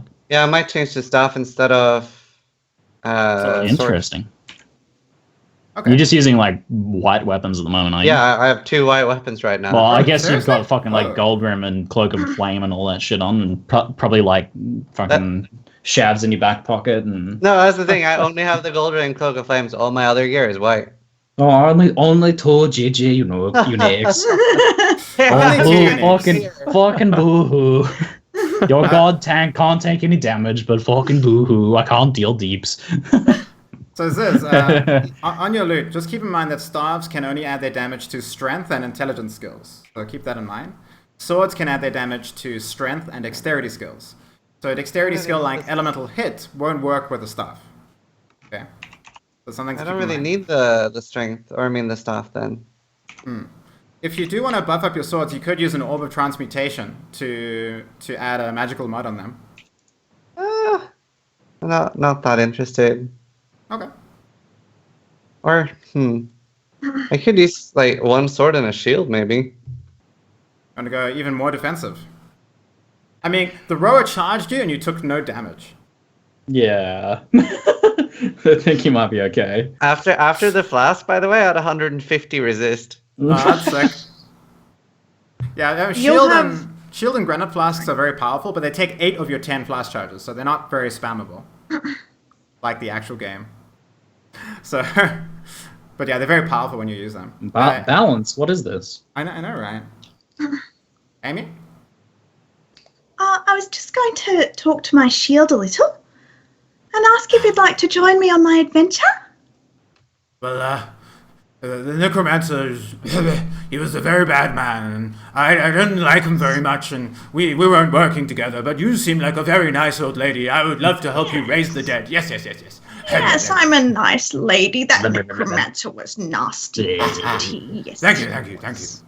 Okay, you guys get 30 resistance from me now. And I need to check what Jeez. AngryAA does. Okay. Even more ope. And were those warrior bodies destroyed? Not destroyed. You can still use them for necromantic purposes to raise them if you wish. Oh. Yeah, I'll go over with my new shield and have a bit of a chat and then hopsy popsy. Oh, we've got 4 executioner zombies now, have we? Wow. Cool. Amy, No, do you want to we've got write most of down the those. staff so we can sell it? Sure. Where was it? Sure. So it's just I posted the it in one- chat. Yeah. 1d10. Did you roll it before equipping it? Ziz? You don't have to No, worry about rolling it. Like basically, when if you sold it to an NPC, they would have to make the rolls, right? Okay, I'll pop Yeah. it down on my shield. On the way. Huh. Ends up being garbage. Yeah, it could be. It's basically a bit of gambling, right? Path of Gamble. So Grace actually has 5 zombies now, 4 skeletal rower, and one zombie executioner who has lost the intelligence to carry his axe. So he's basically just a skeletal zombie standing there going. "Urgh, Skeletal urgh." zombie. He's standing with the rower ones, are going and they're kind of like. It seems like you're not sure how, but it seems like Matua Tupuna knows how to speak zombie, as he like looks at the zombies and goes. And then the zombies go. So Grace is this cute little old lady, but now she's got like this shriveled beastly head hanging off her side and it's dribbling tar down her leg and leaving a little trail behind her. No, it's not. I'm going to put a little bib on him with a lip. A little catchy beard that catches his Yeah, tar. a catchy bib. He does Gee, that's constantly. it's even more tar. weird. Yeah. He constantly draws tar, but he tries to be clean. Every now and then he goes and tries to like suck it up. Is there a new damage bonus from Amy's anger as well with the aura effect? Give me 1 second. I need to look it up. Anger. Juicy The Orbots are generosity OP. anger. Yeah, it's an additional 10 if fire and 5 if damage. If regular damage. Goodness. So So 15 and 30. 15 and 30. pretty beast. Okay, so please write these aura values down and then just add them together. Like you can put them as a permanent stat on your character sheet as like part of under your damage if you wish. Just so that like then you don't even need to think about them, right? Like the only It's just time- hard if it's fire or not fire. That's the biggest issue. Yeah, I think It's like you need 2 rolls. I think what we should do is just say auras just add flat damage regardless of the elemental type. It does nerf auras slightly, but I think for bookkeeping, it's just going to keep us sane. Yeah. Is that okay with you guys? It's not that odd. I mean, especially if we're only running anger. If you set up macros, you're DM. if you set up macros, you can just have a macro with this is fire damage and then this is non-fire damage. Yeah. Okay, we'll keep it for the session. But I'm putting a question mark. Sorry, is this? Can Q-Talk teach Wrath to Amie? Or give up the skill gem? Can I give her the gem? I'll hand over Wrath to Amie. So much like the Path of Exile of old, soul skills are very tradable. You can yank it out of your body and then give it to someone else and they can absorb it, no problem. As long as it doesn't bypass your absorption limit of 1 skill per 5 base stat points you have in that stat. So if you have 20 base intelligence, you can absorb up to 4 intelligence skills, as an example. I'm at max unless someone wants to take Flame Dash. I wouldn't mind running Wrath instead of Flame Dash, as long as I can get Phase Run. I can't run it. I'm Wrath capped. would be pretty huge. It's up to you, Amie. I mean, I don't know if we have any gems to store it, unless maybe... Yeah, it's fine. Have you, I think I have some spare gems, yeah. They're slightly well, we can hold on to it until later. It's fine. Yeah, we'll wait till we get to town and we fine. can figure that out. As you're sitting there, fiddling through the loot and going over the body of the Necromancer, you hear a voice emanating from the body of the Necromancer. Oh. Pussface? Pussface, are you there? Hello? I just poke the body a little bit. What in the fuck? In a pocket you had not yet searched, you see a shimmering mirror. Not that kind of mirror. Oh! Stop getting excited. A shimmering mirror. And in it you see the face of a pallid, ancient-looking Necromancer. And he sees you through the mirror and he goes, oh dear, it looks like the day has finally come where my protege is being killed by would-be good-doers. I'm just like, he was fucking easy, we obliterated him. Who are you? Well, he wasn't that impressive, to be fair. Hello, and it is wonderful to meet all of you. My name is Sawbones. Oh. That wasn't Sawbones? We made assumptions! Please, I would give a much better fight. Though, personally, I prefer not to fight at all. I'm somewhat of a pacifist necromancer, if you could believe me. Nope. I'm on a bit of a bloodlust high at the moment, so give us a good reason why we shouldn't come after you two for your shinies. Well, I'll give you an excellent reason. You can't, because I am sitting in a rather well-guarded prison that has the only way to really access it is through a waypoint, and you probably don't have the code. A waypoint, you say? Not only that, what's the code, by the way? Just randomly. Well, sir, I'm not going to give you the code, because we haven't yet come to an arrangement. But let's just say I am by far one of the least powerful things in this horrible place, and I'm the least of your problems. Now, I would be very, very interested in perhaps a little bit of assistance in escaping this place, and I assure you I won't cause any problems. But there is a fair amount of treasure in this prison. Like a whole lot, like centuries of loot. And I could give you the coordinates to this place, and in exchange for my freedom, I will give you everything you need to know to deal with the prison and get all the loot that you desire. You have a necromancer in your current company, so not all necromancers are bad, evidently. That's true. Got a point. Yeah. Can I do a roll to get... Because this guy was banished, wasn't he? Yeah, he did like a necromancer uprising, like 100, 200 years ago. I feel like if I would have read about that. Can I do a bit of a... No, you did, because you guys rolled a really good lore check on Sawbones. And that was it. Yeah, Sawbones might now be a nice guy, or that's what he claims. But back in his heyday, he was the classic evil, power-hungry necromancer that terrorized the land And like the Eternal Empire had to muster an enormous army to stop him. And he was banished forever into Axiom prison for his crimes. And he's been there ever since. People don't change, they say we killed him. Pineapple! Yeah. He was said to be very, very powerful. And very famous for his ability to modify and augment undead. So you do know that he's clearly still in Axiom prison. That's where he's currently stuck in. Yeah, I don't think we could trust him. I feel like he's a bad guy. That's all I know. How about, bad guy. He's evil, so lying to him isn't evil. How about, sure, we'll help you. Give us the cords. We need the cords. We need the cords. The numbers. What do you think, Gracie? You're the expert. You're the resident expert here. I feel like we should hear him out. I mean, he's been in prison for a long time. I believe people can change. I mean, we can always decide once we meet him, right? Yeah. And then just pineapple if we need to, or not like pineapple. That. We need another code, by the way. Just throwing this out there. An opposite of pineapple. You know, for when we don't want to jump up and kill everything in sight. Is that like a code we'll ever need? No, we're good. We don't need that. Okay, never mind. Sorry, it was a stupid suggestion. Excuse me. Just to interrupt you with your little private huddle there.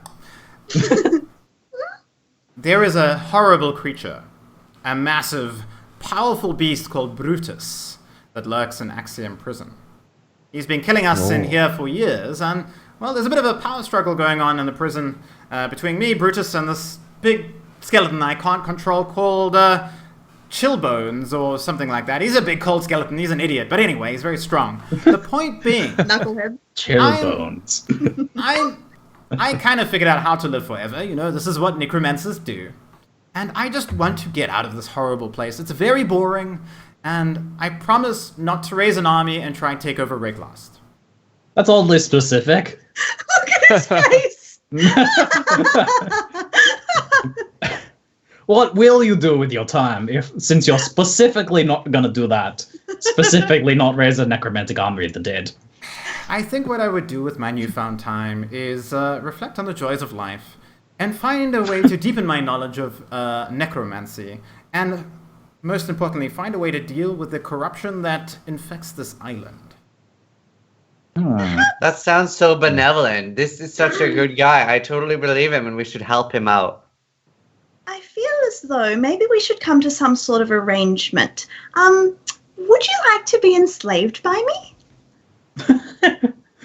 Enslaved by you doesn't sound well, very you see, appealing. The alternative is that these three will go in and they'll chop off your head. I'm just nodding. Let's look at the Seems problem likely. rationally. Let's look at the problem rationally. I have no way of knowing if I can trust you, but I'm going to do so because I am in a position where I have no other alternative. I'll give you the coordinates and hope that you can rescue me and deal with this Brutus chap. You'll get loads of loot, and you can deal with me as you will. My situation is that bad, I'm willing to put myself at your mercy, so to speak. All I'll say is that I can be... It's not great here, it's not great, and I've been here for a very, very long time. Axiom Prison is a rather terrible place. Now, I understand. I'm a necromancer, I have pale skin, I've dealt in the dark arts, and I have a rather bad reputation. But I'm also rather powerful, and I'm willing to work with you, and I'm willing to help you. It sounds like he's got nothing to lose, guys. Yeah. You just reflect on that slavery idea, and when we get to you, it might be a bit more of an option that you're looking to take up. How about underling? I much prefer the title underling to slave. Even if in function it is similar. I wouldn't impose anything on you. I mean, look at my shield. I've forgotten his name already. Manua.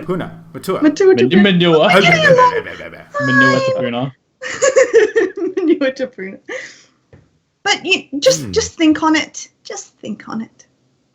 Well, I'm happy to give you the coordinates. Yep. Yes, let's do that. Okay.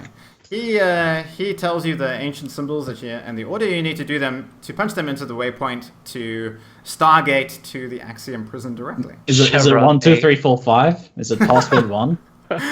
It's very similar to Stargate, where there's like 16 different symbols, and by putting the symbols in a particular order, you can gate to another location in Rayclast, assuming that the ley line energies of the waypoint have not been blocked or disturbed. Okay. Since we found a waypoint, we now have full flash charges as well, right? Have we found a waypoint yet? You have not found the waypoint. Oh, we haven't found a waypoint yet. Okay. What's our next task? But you mentioned that, and Sawbones leans in and goes, "Oh yes, my deceased protege, Pussface. He was maintaining the waypoint and drawing power from it and corrupting it so it couldn't function. So I'll happily give you the location of his lair as a gesture of goodwill." Yeah, Thanks. I like that. Okay. I can be very nice. He tells you basically need to follow the river in the mudflats up north, and you can't miss it. It's by a large, big pool of brackish water. Sounds good. Is there any orbs in the area here? There was an orb that dropped in the Necromancer fight that I forgot to mention. It's a divine orb, which is funny since, Ziggy just used one. So you good place. You use a divine, you get a divine back. Wonderful. Awesome. Cool. I'll be right back. I'll what- just tag along for a minute. Yeah, I was wondering if we could take a short break, but also let's not forget the soul skills that he vomits out with these death throws. Yes, I'm sure you're very interested in them. Okay, he knows Enfeeble. He knows Elemental Weakness. He knows Temporal Chains. And he knows Phase Run. Oh. Elemental weakness might be better than Volt now. I think we all only do elemental damage. Yes. Yeah, Yeah. it's a full Elemental party. Early weakness is a blue skill, isn't it? Could I... do you guys want any of this? Phase Run would be quite good for me, but it might be better for either of you two. Don't need any of it. I think I'm all good. You can have it. Okay. I don't need Chimp Chains, so that can go into one of Ziz's brown gems if he wants. And You gem color. I'll take Ellie Weakness and replace Flame Dash with Phase Run. Okay, fantastic. Nice. What does Ellie weakness do again? It just makes her resistances lower. Yeah, it halves the Isn't- resistance of enemies. Oh. Isn't wow. vulnerability a blue gem too? Yes. I have 6 at the moment. But you can And one of them replace is vulnerability I could do that. and get Wrath instead. Yeah, you Vulnerability probably- was you're probably helping never my gonna use zombie, it. but if I get them to have like Curse on Hit, maybe I'll keep it for them. Well, that's not how you spell vulnerability. There's way too many eyes in there. Elemental weakness, considering the party seems to be heavily optimized around elemental damage, elemental weakness means you won't get totally screwed by an enemy that stacks an absurd amount of resistance. Nice. Because you can halve it, right? Which will be really good. That's what elemental curses do in the system for people who may be wondering. Elemental weakness halves the resistance of enemies, and vulnerability halves the armor of enemies. So it's very powerful for enemies that stack a lot of mitigation. Enfeeble, making their attacks less effective. Enfeeble attacks forces the attacker to roll twice. Oh, it's what you just had on, guys. Yeah. I was using Enfeeble quite that liberally sucks. on Mithiel and Zaban. It actually was quite effective, but a bit too Yeah. little too late.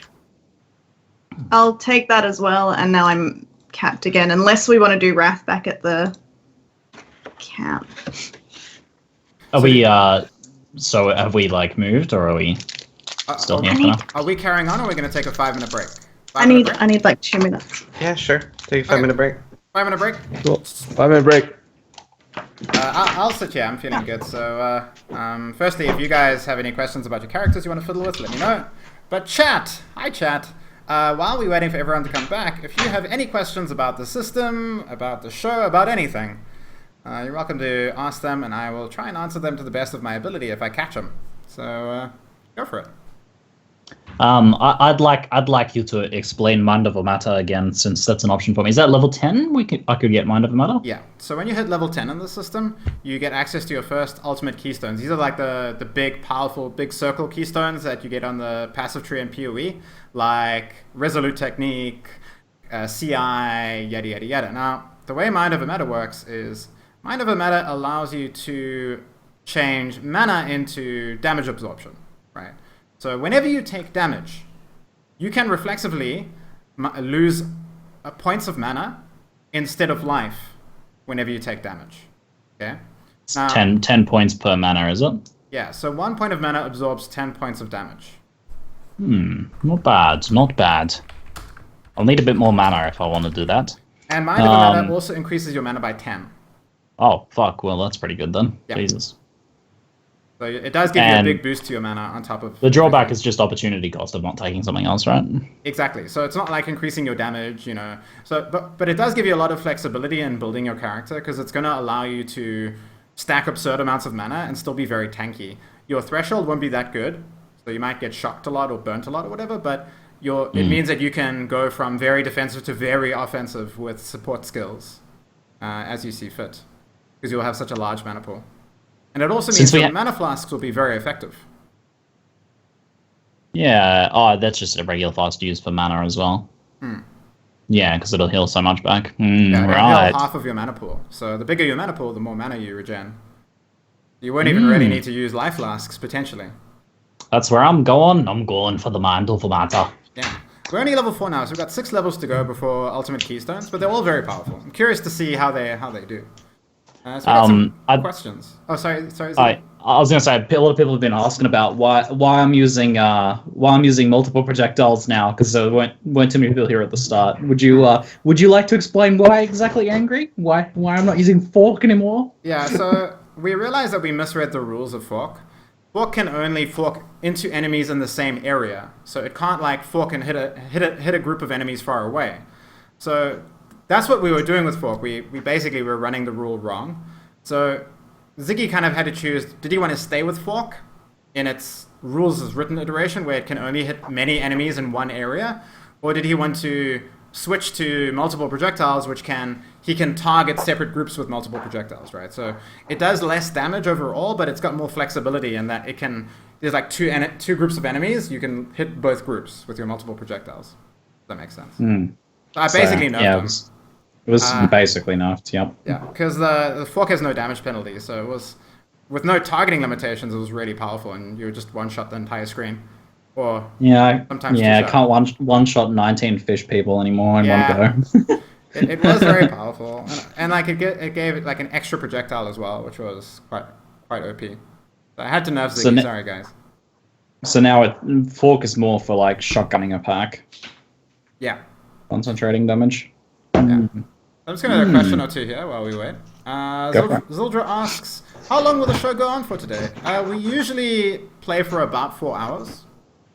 So I guess we're going to play for like another 2.5 hours, probably. Can we just never stop? Yeah, as this says, we could just play forever, because that would make Ziz very happy. David asks, if you were to be playing in person, would you use a combat grid or maps? When I GM, I don't run a combat grid or maps, because I feel it damages the imagination of the scene. And no matter how good your imagination is, as soon as there's a combat grid, you just look at the combat grid and you don't imagine the situation. And I think part of the magic of role-playing games is that you get to imagine things in your mind. So you see the dripping undead, and you see them on fire, and the fight and the Necromancer. And as soon as the grid comes, it just destroys all that. Now, I have run games with the grid before, and it's very fun from a tactical perspective, but I do think it harms the inner eye, right, quite severely. It allows for creative things too, because I like the option as like a DM and as a player where you can come up with some creative solution and if the DM's like, yeah, that's pretty creative, I'll allow it, or roll for it or something like that. I tend to find that players are a lot more imaginative in their problem solving when they don't have a grid, because now they're not thinking in terms of squares, they're thinking in terms of what can my character do with what I see. So generally speaking, also the system is like a very vague grid system anyway. It's not like Dungeons and Dragons, so I think it works okay without having a visible grid. I know some people really like grids though, so it's a topic that not everybody is going to be happy. It's always a catch-22. Okay, so everybody's back. Well, that was fast, guys. I'm impressed. So, you guys are having an interesting discussion about the Sawbones Necromancer that you talked to on the mirror. You realize that the mirror it's some kind of mirror that you can use for communication over long distances. And by waving your hand and channeling some soul energy, you can turn the mirror on and off. So it can allow you to not let Sawbones spy on you if you so wish. So that's can we do like a lore or soulcraft check on the mirror to figure out how it works and whether it can be used to contact other people or whatnot? Go for it. Make a lore check on the mirror. And no, it's not a mirror of Calandra. No, it's an actual Who's it mirror. a mirror of? It's like a beautiful circular mirror with motif pretty much written in the Rayclass version of Latin. Oh, Rockwell. I fucking am very well learned, okay? I'm very well learned. You're very, very lucky you rolled a 10. Hangover days were great for reading. Yeah, so a 10 means you succeed automatically. The difficulty on this lore roll was 20 to know everything. Wow. So you couldn't have actually succeeded unless you rolled a 10. So Nice. these mirrors are paired with another mirror at creation. They're one of the most ancient and oldest magic items in existence, and they are no one knows how to make them anymore. They're very rare, very special, and are considered quite valuable amongst many people because you can use it to communicate with an army, giving you a massive advantage over other people. Considering the tech level of Rayclass and the world at large. What's their lore-friendly name? Is it like Mirror of Walkie-Talkie or something like that, or? It's called a Mirror of Vol because Emperor Vol created them back in the day, or Vol's mirror. Vol's mirror. So yeah, he created the mirrors because Vol was like as an emperor he was very, very adept when it came to combat and managing armies. He was like a war general type emperor, and he stabilized Rayclass when it needed it. But when peace came, he didn't know how to handle that, and that's when the empire fell apart. So he used these mirrors for military communication. Now the mirrors are permanently paired with its sister or brother mirror when it's first created, and then that's it forever. So if you want to utilize this mirror, you could get it from Sawbones and then use it amongst yourselves, but it'll never be able to be paired with another mirror.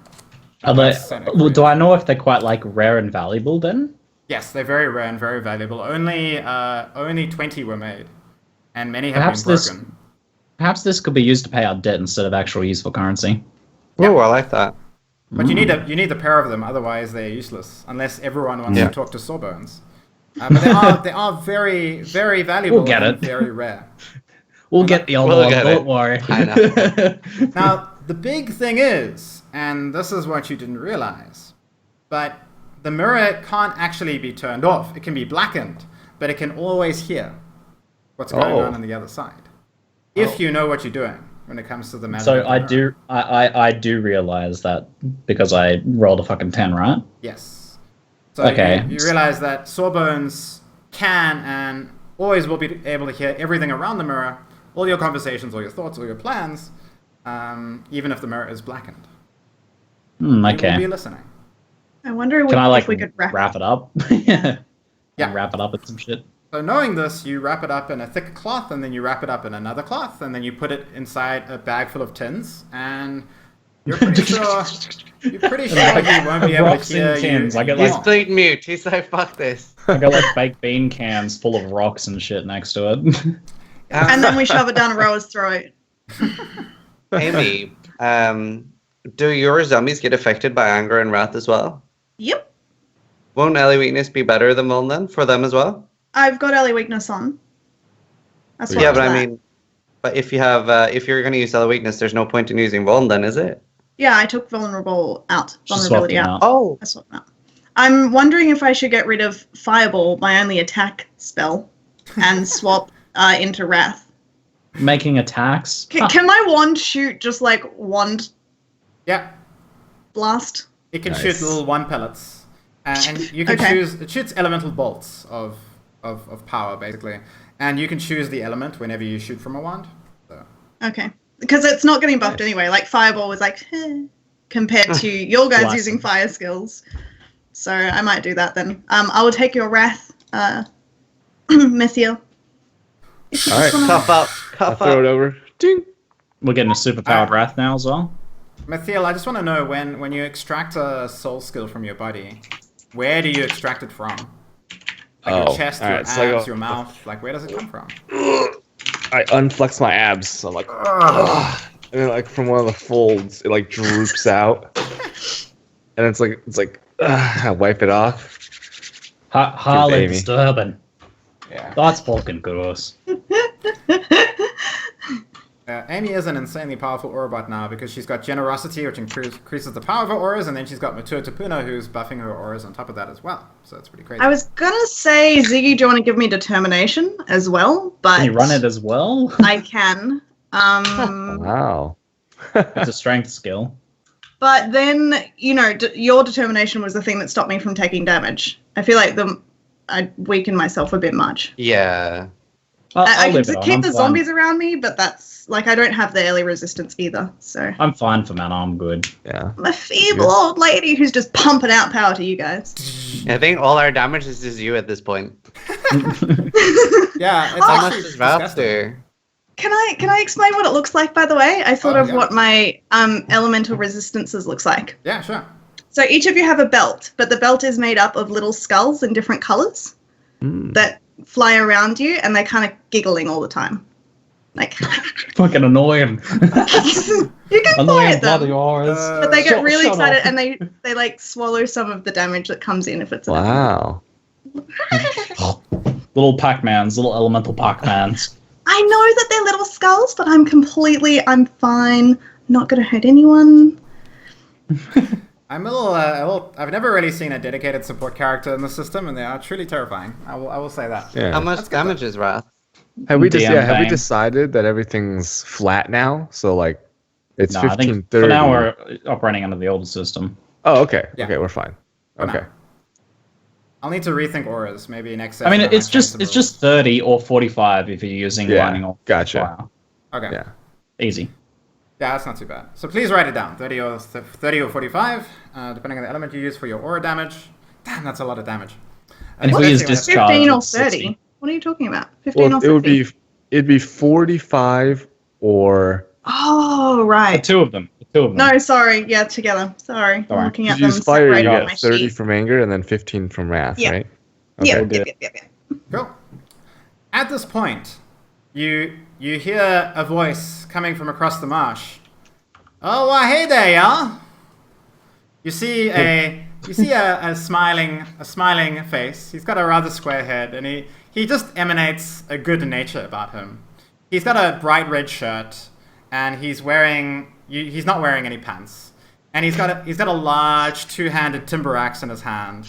And like you just see him kind of like casually jogging over. Every now and then he like leaps up into the air, spinning in the air, like landing, like 10 feet in front of him. And he goes, hi there, y'all. Haven't seen you all about.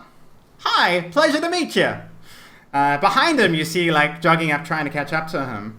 You see this very, very short and slight-looking guy. He's got really like dark hair and this enormous black beard, and he's carrying this beautiful white bow in his hand, and he's dressed in like full leather clothes. Okay, and then standing next to him as well, you see this guy. He's got like a crazy hair. It's like sticking out like at all crazy angles, and he's like, it looks like he's really trying hard to grow a beard, but he's just got a few wisps of hair on his face. Like he almost looks like he's like a teenager.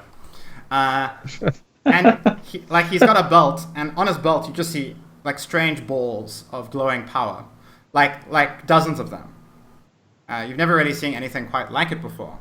And he's like, Hellman, wait up, man, you're going too fast. Hellman, what if they attack? Dude, calm down. Hellman's like, it's all right. Hey there, I'm Hellman. It's a pleasure to meet you. Is the wild-haired one making sounds like this? Something a little like that? He just seems very excitable, and he's like talking a lot, I really want to kill them. The archer is completely silent. You just see him stroking his black beard, kind of eyeing you guys carefully. He seems to be the only cautious one of the three exiles.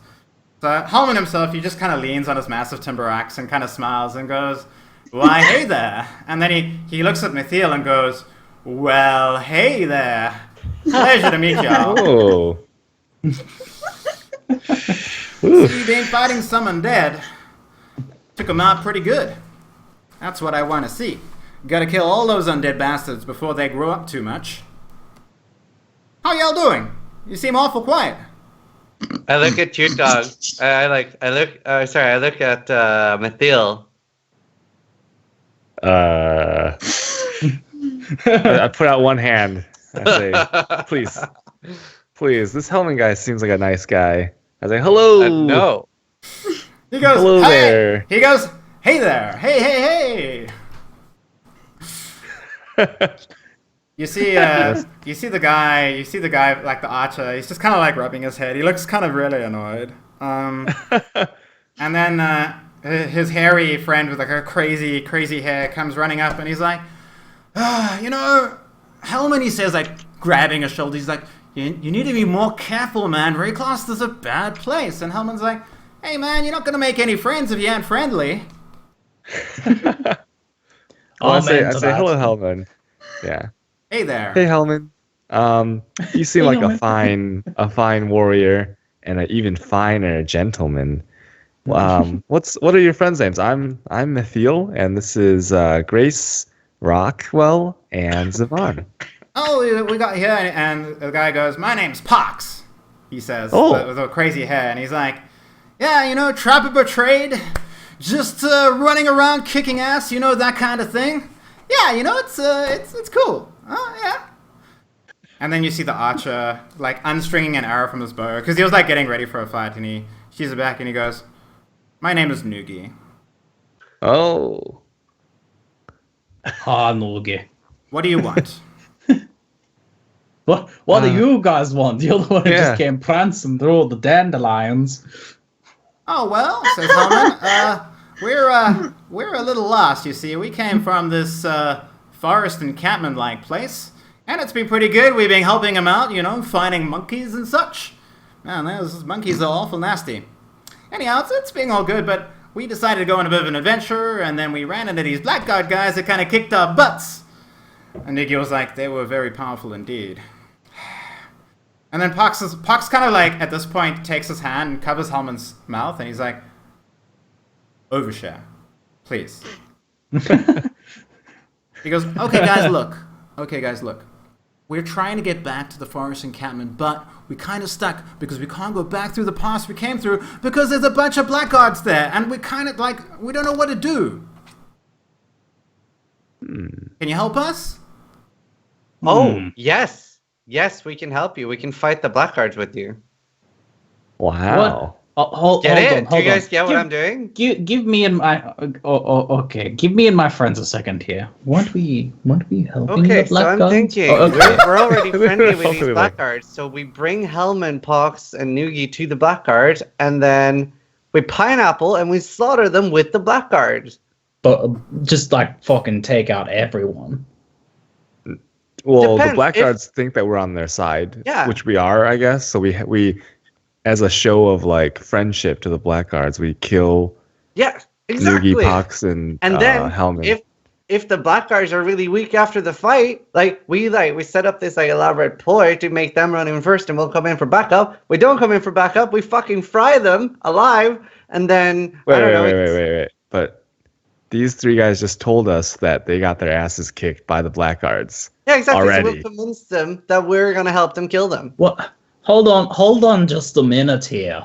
Why do we want to kill these guys? They seem alright. They have a pulse. I want them to not have a pulse. They have things. They have items. I want their stuff. Sometimes I wonder if I'm with the right group. Oh, so fun. They have things. I like things. It seems simple to me. Matua, the disembodied head goes, may I interject for a moment, please? We're taking orders from our items now? Oh, okay. I don't like this. Thank you. Okay, thanks. Thanks, buddy. That's what he had to say. I agree with the head. Wait, he literally just vomited up tar? That's what he said? Yeah, that's all he did. He just vomited up tar. He just wanted that to say. I agree. The other option is that we kill the black cards with these guys. I'm okay with killing anyone. I'm not fuzzy. I'll just kill things. So we have to meet our daily kill quota for Zizaran. All right, I got it. I would prefer to kill the black gods, yes, but aren't we also kind of doing something else right now with this prison and the waypoint and so on? Yeah, but we can like bring these guys with us. Maybe they want to tag along. The more, the merrier. I just need to kill anything. I don't care about who. Wait, if the shield just like spit up the tar, doesn't that mean that like the other guys are bad guys? Because it only spits up the tar when it feels threatened. Or like whatever. How does I think that you might be work? reading too much into Angry's comic relief. Oh. Matua just coughs up tar sometimes because that's what he does. Yeah. He's got indigestion, considering he doesn't have a stomach and he's a disembodied head. Yeah, like if we're ever worried about Matua Tupana needing to feed on at least one soul, I need loads. At this point, you see they've been doing their huddle as well, And then Nugi kind of raises his hand and he goes, "Hey, look, just something to keep in mind, guys. If we find a waypoint, we can gate back home. If you can help us, do you know if there's a waypoint in this area? That's what we should be looking for, because then our travel home will be much easier. We won't have to worry about the black guards at all. They're very powerful, and I recommend not messing with them, by the way." Do we know where the waypoint is? We You do. do? Yeah. I'm not sure. Let me consult my friends and see if they've heard anything about a waypoint. Nugi narrows his eyes at this comment. How about we try to get some orbs off them in exchange for the location of the waypoint? Stuff! Yeah. Yeah, we can let them go home. Yeah. Yeah. We could. I guess that's a simpler solution. We could sell them the location of a waypoint. And we can. No. We go with them, and when they put in the code, we also learn the code. Ooh. Oh, I like that. That's great. And then we can kill everyone in the forest encampment later. Okay, just put a pin in that one. But maybe yes. Okay. So are we in agreement then? We sell them the location of the waypoint, but we go with them. We escort them to the waypoint. Yeah. And learn the code for the forest encampment. Okay. Yeah. All right. At this point, while you guys are huddling and chatting, much to your complete surprise, you hear Nugi shout, "Oh my god! Oh no! I fucking said we should have killed them from the start!" Nugi shouts, "Banana!" And then they all leap into action, flying towards you. Deadly intent in their eyes. And then you hear Holman shout joyfully, "I want his boots! His boots look good!" Well, this is karma. We're never trusting anyone again. I made their battle cry with a, "All right, folks, you know what it is. Let's all pineapple." Now, unfortunately for you guys, I actually did a roll, to like a stealth roll, to see if you're surprised by their sudden attack. Okay. Oh. I'm surprised. So everybody make a perception check, but because I rolled a 10, you have to roll We a have to roll 10 tens. to be in the So I'll just roll 1d10 then. Okay. Yeah. Can I note that my zombies are huddled around me? I rolled a You're all 2. huddled together right now, which is really rolled a bad for 3. you. And you said you huddled. Great. Yeah, we are huddled. Oh! Oh no! Jesus. We're Very surprised. We're so used to being the pineapplers, we weren't expecting to get pineappled. Yep. Mm. So I roll a 10, Ziz rolls a 7, Rockwell rolls a 2, Cute Dog rolls a 3, and Grace rolls a 1. Oh shit, they go first. Okay. Uh-oh. So this is a surprise round. The only difference with the surprise round is if you're surprised, you automatically lose on initiative. So they will be going first. After that, after the following rounds, we will follow the normal initiative order. Okay. Which we need to roll for, do we? Yeah, so if everyone could roll initiative right now, that would be great. My guys get 16. Oh! Oh, Where was nice. that 10 when I needed it? You'll be the first to take revenge. Yep. Okay, so after the surprise round, Cute Dog, you're going to be going first. Okay. And Grace gets a 9. Zizaran gets 14. And Rockwell gets a 9. Tied with Grace. Who's got higher? Rockwell's got higher. So Rockwell, you can go just before Grace. Okay. So, it is surprise round. And you guys are all huddled together. This is a very bad situation for you. I'm literally like bent over presenting my ass at them in this situation. I'm just waiting you're for all what's just talking coming. to each other. Yeah, it's really bad. Okay. So first things first.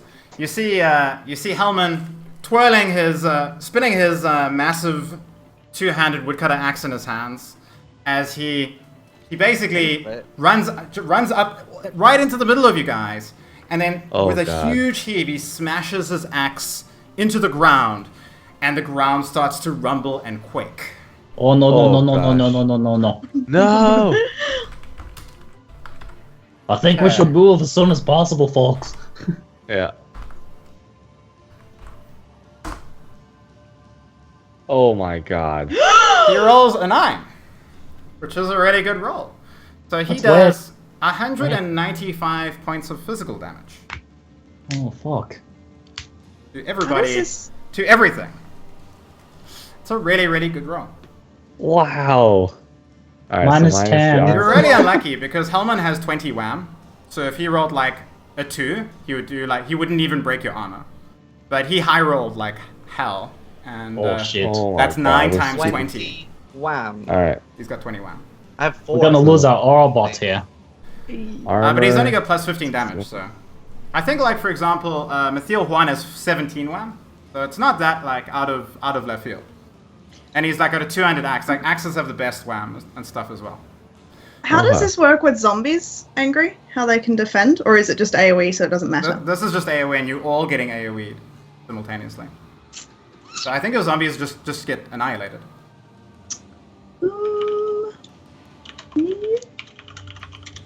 Well, I'm taking, let's see, a 61 armor, 134 points of damage. Okay. If that breaks your threshold, then you're also stunned. Stun reduces your speed by 1 and your damage by 15. Just so you guys know. I'm stunned. Alright, so I am not sure how to calculate this down. Sorry. Okay, so what's your armor, Amie? It's 35 now that I've swapped shields. Okay, so you minus 195 by 30, by 35 by your armor. Okay. And then you apply that first to your energy shield and then to your life. After Okay, I still have enough energy shield. Yeah, remember our determinations, but I think we have. I'm on 24 life. Yeah, I'm on 52 life, no ES. Yeah. Ouch. I am on 32 life, no, yes. Okay. On top of this... And stun. Yeah, on top of this, the ground continues to rumble. It seems like something is going to erupt from the ground soon.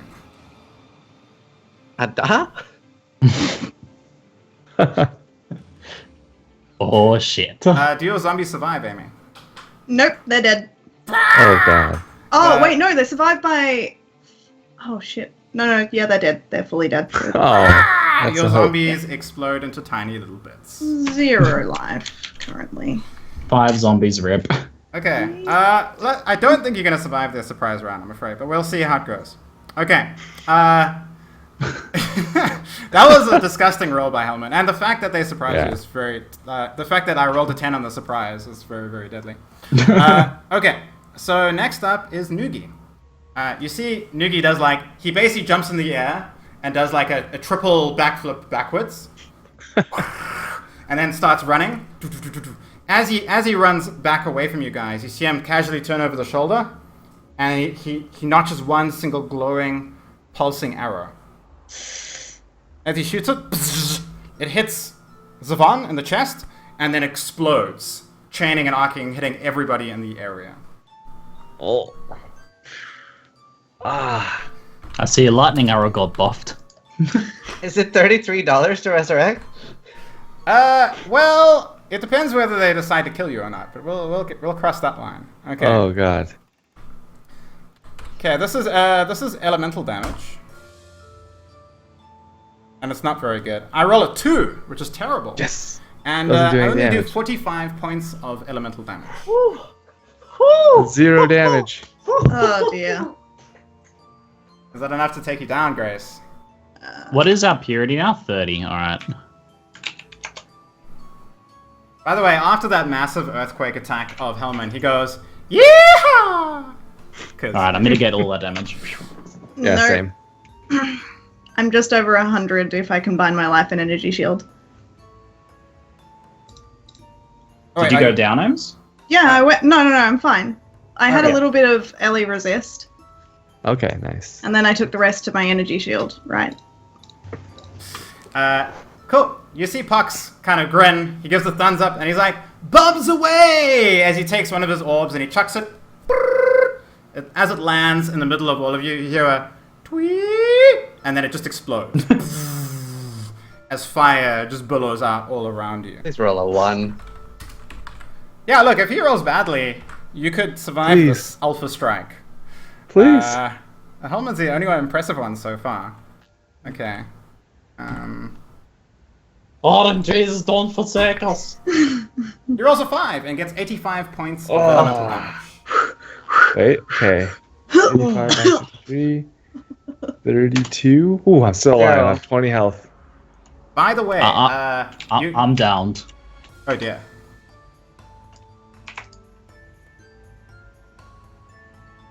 Okay, so who is down? I'm downed. Everybody else is fine.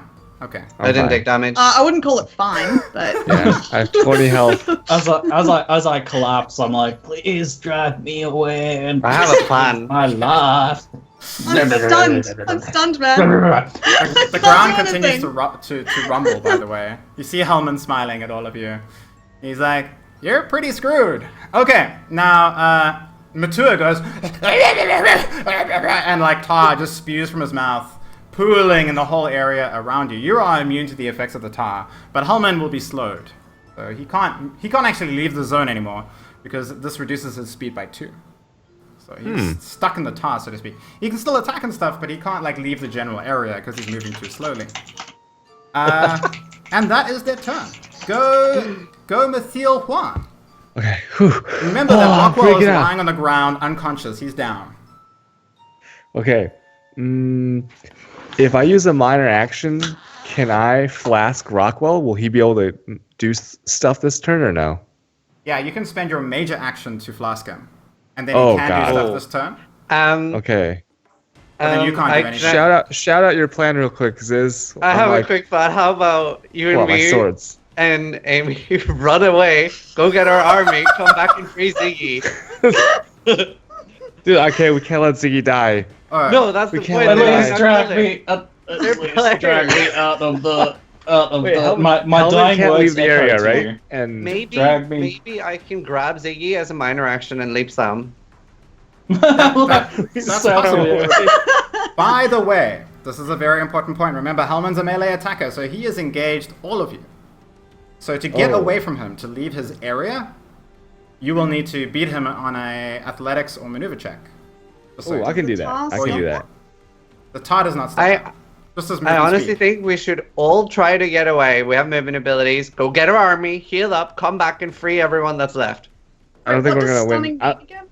Stun means your speed is reduced by 1, and you have 15 less damage. Minus 15 damage. I don't think Okay. we're all gonna pass the escape check. No, we just need one of us to get away and get our army.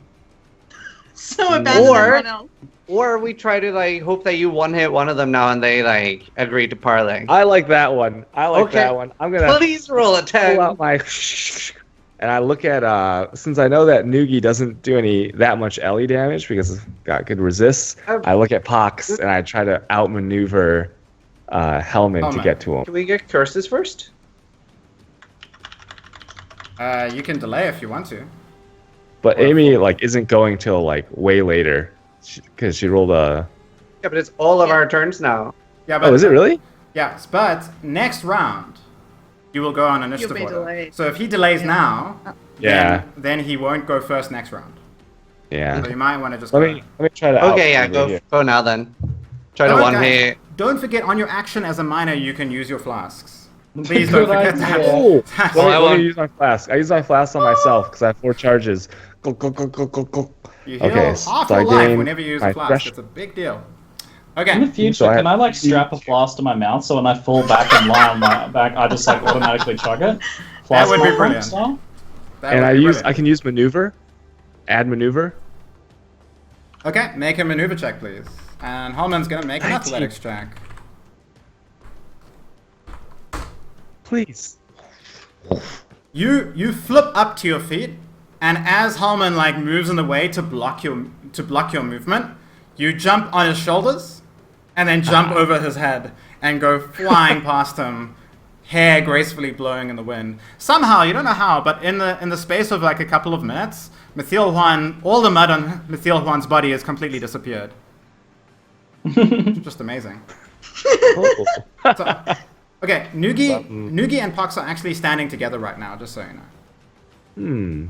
I think I'll still do more damage with a multi-strike Ellie hit. I don't want to risk the whirling blades. So, elemental hit on Pox. As you go running up to Pox, you hear a wee. Pox smiles at you. You see, popping out of the mud, 3 orbs. Wee. Boom! You see Mythiel Juan standing there in a moment as he's about to attack Pox. And then you just see a column of flame erupting. 3 fire traps go off simultaneously. I'm so sorry, but he's a trapper and this is what he would have done. Just so you know, mechanically in the future, you can use a minor action to spot traps with a soul manipulation. But you used your minor to flask, so you couldn't do that. But yeah. Damn it. Okay, I'm just gonna... I do 1 roll for all 3 traps, and we'll see how much damage they do. Please 1. Oh dear. I Please. could roll a 1. If I roll a 1, the traps don't do anything. That's true. Okay. Please roll a 1. I roll a 6, so Not a each 1. trap does 65 points of fire damage. Hey, that's not bad, because I have 53 resist. Okay, so that means 12 points times 3 mines, right? Or traps. Yeah. So 36 damage. Okay, not bad. You're fine. So that's Okay. 46 life left. Remember, you can reroll. Ooh, You're yeah, dual I'll reroll. wielding. Oh yeah. Yeah, because Yes, dual yeah, wielding that gets one the doesn't- ability to reroll once per combat, so that 1 Gotcha. could not be a 1. Let's do this. I like how 1 is still 92. This is not the time to roll badly. Oh, Wow. Okay, so minus. Wait, if I'm stunned, I do even less damage, right? Minus 15 damage, So- yeah. Okay, so minus 20 from the multi-strike. Is it minus 15 after or before the multi-strike doubling? It doesn't matter. It's just the Okay. grand total of each attack's damage, yeah. Oh, okay. So then minus 35. Oh my god. 74. 2 hits of 74 damage. 48. I'm just Two basically like instances of flicking him 74. with my sword. You smack Pox twice, and he doesn't seem to have an impressive amount of elemental resistance. His energy shield immediately goes boop, and he goes, ah, shit! I need some backup here! Guys! He squeals as the handsome Mythiel Juan's flaming swords bear down on him. By the way, Pox is totally surprised to see that you go into his triple fire traps and you barely scratched, right? You just like come out of the inferno with like a light sweat. It's pretty impressive. Okay, go. Meanwhile, I'm like, Oh god. Okay, go Zavon. Can I try to like speak to them and be like, we don't have to fight, we know where the waypoint is? Yeah, you can say that. I think that was a Yeah. lie, darling. Do they react? Hellman's like, he's already raising his axe to, smash the ground again, and he's like, yeah, I think we could just get that from you when you strapped up in a cage, and you are a bitch. Hell yeah! Right. Okay. Ain't nobody speak to us like that. Which does indicate his desire not to kill you. Yet. I double strike him with fortify. Nice, good. Are you gonna flask? Yeah, I also use my shielding flask. Oh, nice, awesome. Right, so that puts me up to 9 wham. I'm so fierce. Nice. Times 9 plus 45. Oh! A lot more. Whoa! Also, I just realized something. We haven't. You said that my Cloak of Flames adds 20 damage or something on crit. We haven't been adding that. Oh dear. No, you can add that So- now. Make Crit sure to now. add your strength and dex to damage. 25, 45, plus So you- 55. 190. Is this to Hellman? Yeah. Yeah. Okay. You raise your swords and you smash into him. Basically, the burning blades hit him. Oh, wait. No, there's more. There's more. The double strike damage, too. Oh, and fortify. I don't have those listed because I'm bad. Oh. Okay, more damage is coming. More damage. Oh, it's double strike you're using. Okay. Noted. Yeah. That is an additional 30 again. Doing So damage. 220. And you're fortified. 220. And The fortify doesn't do anything. large burning shields appear around you, boom, as your fortify activates. Well, Zizaran, turns out this Hellman guy seems to have invested all his fucking character power into damage and not much into survivability. Yeah, And your crit is enough to take him down. Do you want to kill him or just yeah, knock him fucking unconscious? kill him! Stop his Are you- earthquake! Fucking die! Are you gonna kill him? Okay. Yes, fucking his head is off. His Okay. head is off. Describe your kill. Fucking obliterate. Amazing crit. Describe your kill, Zizaran. Alright, okay, so my sword sort of like go in through here and just out both his eyes, and then I just like flip them up. Both of eyeballs just like splatter onto Pox and Noogie. With great accuracy. Gain. Fucking yeah, bitch! Gain 6 blast charges. Yeah. Okay, that was it's pretty impressive. That might be exactly the turnaround you need. Okay, Hellman is dead. His incredibly well-muscled body just slumps to the ground. Also, I taunt them and say I'm gonna eat your friend. I want them to attack me. Jesus. You realize that like you pretty much cut through his body like a knife through butter. He really was a glass cannon. Okay.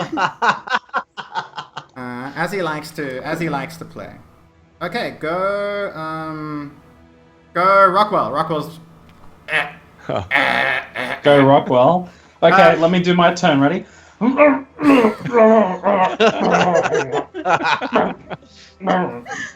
Okay, my turn's done. Okay.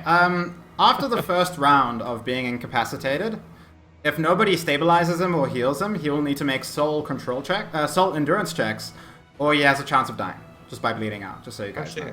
Yeah. Uh-oh. So from next turn. I'm currently bleeding out of every orifice from the shock of the earthquake. And about to get aftershocked by the earthquake. Just pointing that out. Fortunately, in the system, any effects created by a player immediately cease when that player is incapacitated. So the as earthquake's Hellman's gone. body falls dead, Yeah, the rumble of the ground immediately slows down and comes to a stop. with my dying energy, I just go. Oh. Here, this is payback for you saving me earlier. Payback. Okay, so yeah, go Grace, your turn. I'm just gonna flask Ziggy then. If there's no danger, is Zizaran between myself and Nuki and Pox? Nuki and Pox are currently engaged by Mathiel Juan. So Can you major action flask me, minor action flask yourself? Just like be you can healed. do that. I was gonna do something more useful, but Just put a spell on them. But I'll save your life, I guess. Rockwell, here you go. Blech. I'm gonna stick it into one of your orify and heal you up. yes. Okay, so Rockwell, you back up. You heal your threshold and HP. Fucking straighten my beard. Oh my goodness. Oh, thank fuck for that. Thank you, Gracie. Your dear soul. And Grace, you're flasking yourself as well. Yes. Okay. You pour some flask juice over yourself, and that is your turn. It is now the next round, so surprise is over, and we go back to a normal initiative order. It's going to be Cute Dog first, then it's going to be Pox and Noogie together, then it's going to be Zavon, then it's going to be Rockwell, and finally Grace. So, Mithiel Juan. Standing before you is Pox, already his hand moving towards his belt of traps, magical traps, and Noogie himself kind of looks at you and raises his eyebrows and sneers. I don't think Pox's traps can do that much since I already ate 3 of them. So I turn my sights on Noogie and I say, there can only be one Asian in Ray class. And then I'm going to use... What? Oh, I have enough mana for multi-strike again. I have 4 There mana. can be only one. If you don't have mana, Here you you go. can use a flask. I have no flash charges, but I have 4 mana, so it's enough to multi-strike. Just enough. So Okay. You're going on Pox, right? no, I'm going on Noogie.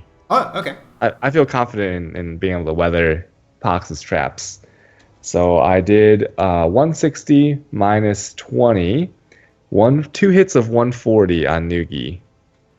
2 hits Fire of damage. 140 fire damage on Noogie. Noogie grunts, though you, as your blades cut into his leather armor, you see it surprisingly it protects him from the flames quite well. And while he does seem rather hurt, as what remains of his energy shield pops and fizzles away, you see him go, ugh, and he's still otherwise standing. Noogie kind of gives a nod to Pox, and he's like, deal with this buffoon, let's back up. You see Pox reach for his belt, and this time he doesn't take out a glowing red ball. He takes out a bear trap. Oh. Oh god. And then he's like, hey, asshole, dodge this! You killed my friend! He throws the bear trap, flying straight at your face, more or less, or at your legs.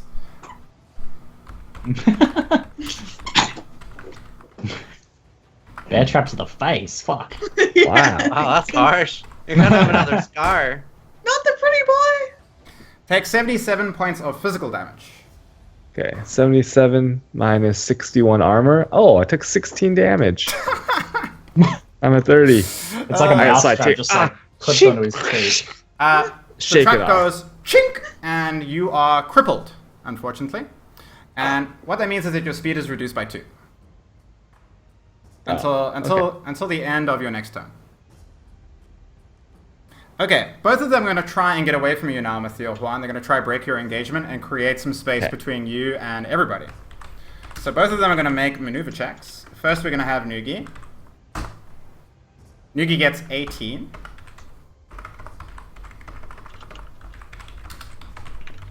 And Pox gets 11. Do I roll? Yeah, so See make if they- a athletics or maneuver. And if you beat them on this check, they cannot leave your area of control. So they can't run away from you. But if they do beat it, they can just run away. Ah, yes. You get 20. Cannot get away from me. Nice. Basically, Noogie spins around, and Pox spin around, and like as they spin around simultaneously, you grab Pox by the hair and kick Noogie in the kneecap. Noogie goes falling into the mud, and then you yank Pox backwards. He goes falling to the ground, and they're like, shit, shit. Hold them still for me. All them. They still get their major actions, but yeah, they can't leave the area. Noogie lying in the mud basically raises his bow, aims it at your general crotch region, Mithiel Juan, and then he goes, this will be enough These to guys take him fight like down. us. And he shoots 2 rapid-fire shots with his bow right at a very special place. Oh, Okay. wow. These guys fight just like us. Yeah. Please roll 1. 119 points of physical damage as the 2 I'm arrows down. go slam into you. Oh. And please think of a battle scar in your groin region from the 2 arrows of Noogie. You go crumpling to the ground unconscious, and you see Noogie lying in the mud smiling, his ever unceasing focus working out for him right now. Pox is like, thanks, man, as he slowly gets up to his feet, brushing the mud off.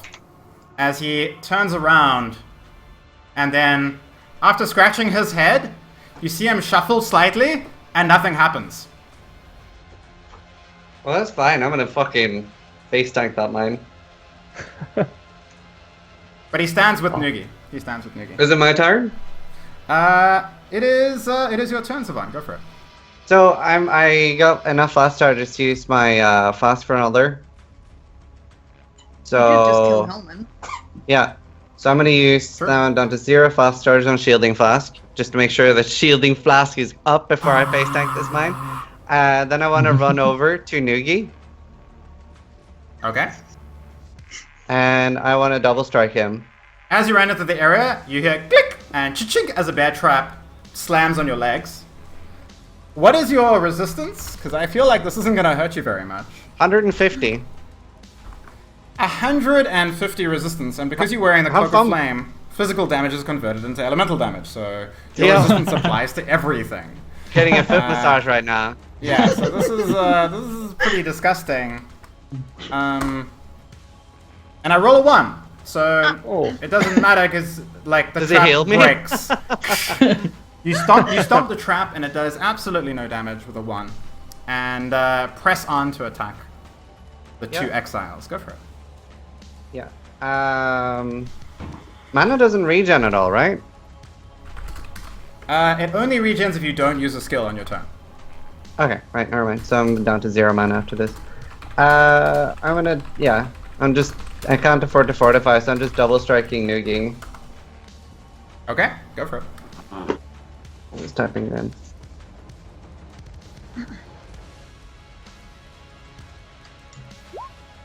$73 plus 30, 100 and... I think it's 3. Oh, yeah, that makes sense. 103 damage. 103 points of damage. Zavon, you're getting a lot of kills lately. Describe your kill. Oh, Yeah! if you want to kill No, it. no, definitely a kill. Definitely a kill. They brought this on themselves. Q-Dog?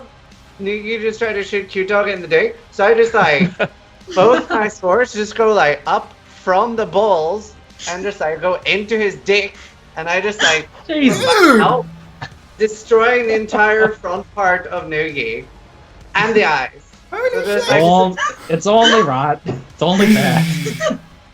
nobody fucks with my friends. It did shoot our buddy in the dick and And killed this him. also means that Herald of Ash makes half the damage go over to Pox. Yes, so Noogie explodes in a molten burst of flame as the lava, like your hands, have Herald of Ash, and you basically inject your enemies with molten lava. It makes them explode when they die.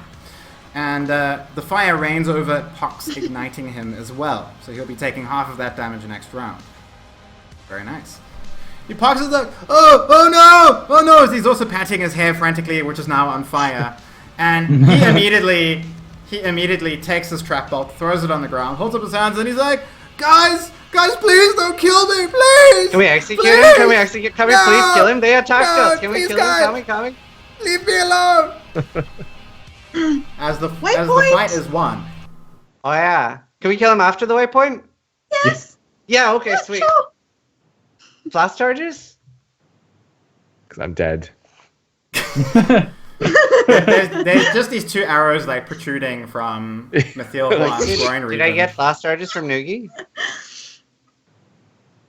Flash charges from Noogie, yeah. Yeah, it was enough damage. Noogie drops 6 flash charges, for an exile. Yeah, Okay. got him. Like 2 more.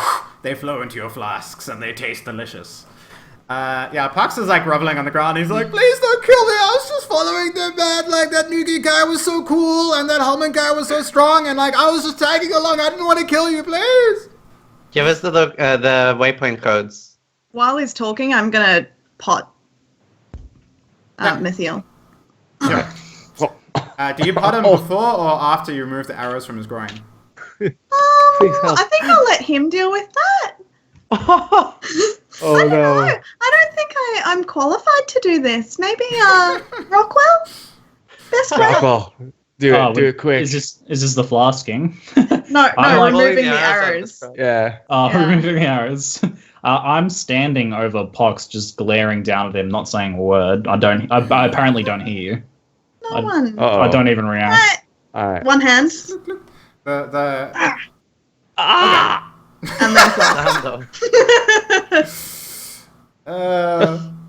And then there are two piercing screams ring across the mud flats, and then you pour him with healing liquid.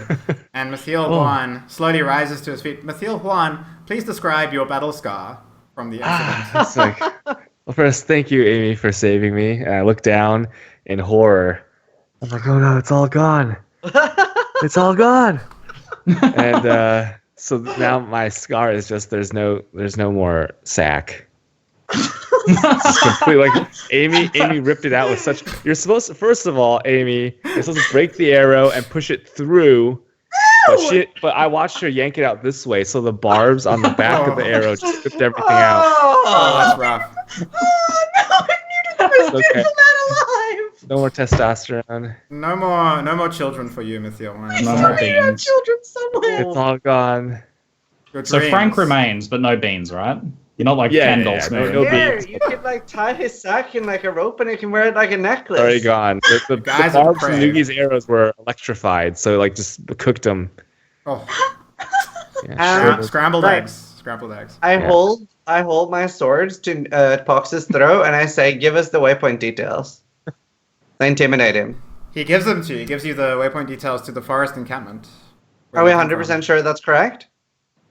I mean, there's no way to tell unless you open a portal yourself, right? Okay, I'm gonna trust him. I slice his head off. I'd like to just remind you that I was knocked unconscious by his traps. Yes. I look at Zavon like this. Is that a look of approval? I feel like that's approval as I slice his head off. I just walk away then. You slice his head off and Pox is no more. Another 6 flask charges go into the flask Wait, bank. I need 4. Okay, does anyone want to grab the last 2? I will. And Rockwell, please describe your battle scar from this incident. What was the trap that he threw at us that knocked me down? It was a fire trap. Hellman was Okay. a glass cannon. Savon. Glass What? cannon. Hellman was a glass cannon. Yeah. Imagine what his gear's gonna be like. I was on cloth gear. Oh, maybe he has a weapon. Yeah, a weapon. He had a big. His Limb axe is split. pretty good. His axe is pretty good. Okay. So while Ziggy is thinking of Oh no, I got it. I got it. Oh, you got it. You know those like really bold yellow flames on hot rod cars? yeah. I got just those coming up my legs from like my feet all the way up. Just burn marks that look like hot rod flames. Okay. Okay, it's loot time now, guys. It's loot time. I pat Ziggy on the back and I say, "I avenged you." I'm not happy. I don't respond. Oh, sorry. I thought I was doing a good thing. I'll throw out there. Considering the opening of that fight, it's a miracle that you didn't lose. And another thing is that if they had won that fight, the campaign wouldn't have been over. What they would have done is they would have captured you, taken you back to their base, and you would have made you slaves or something, and it would have been hilarious. But and I really thought that was going to happen after Hellman's like insane earthquake that hit all of you clustered up. I really thought there was no way you could win that fight from there. But I was proven wrong. That was a really clutch crits. I'm very impressed. That was crazy that you could win that. Okay, so the first the first item that drops is a leather chest plate.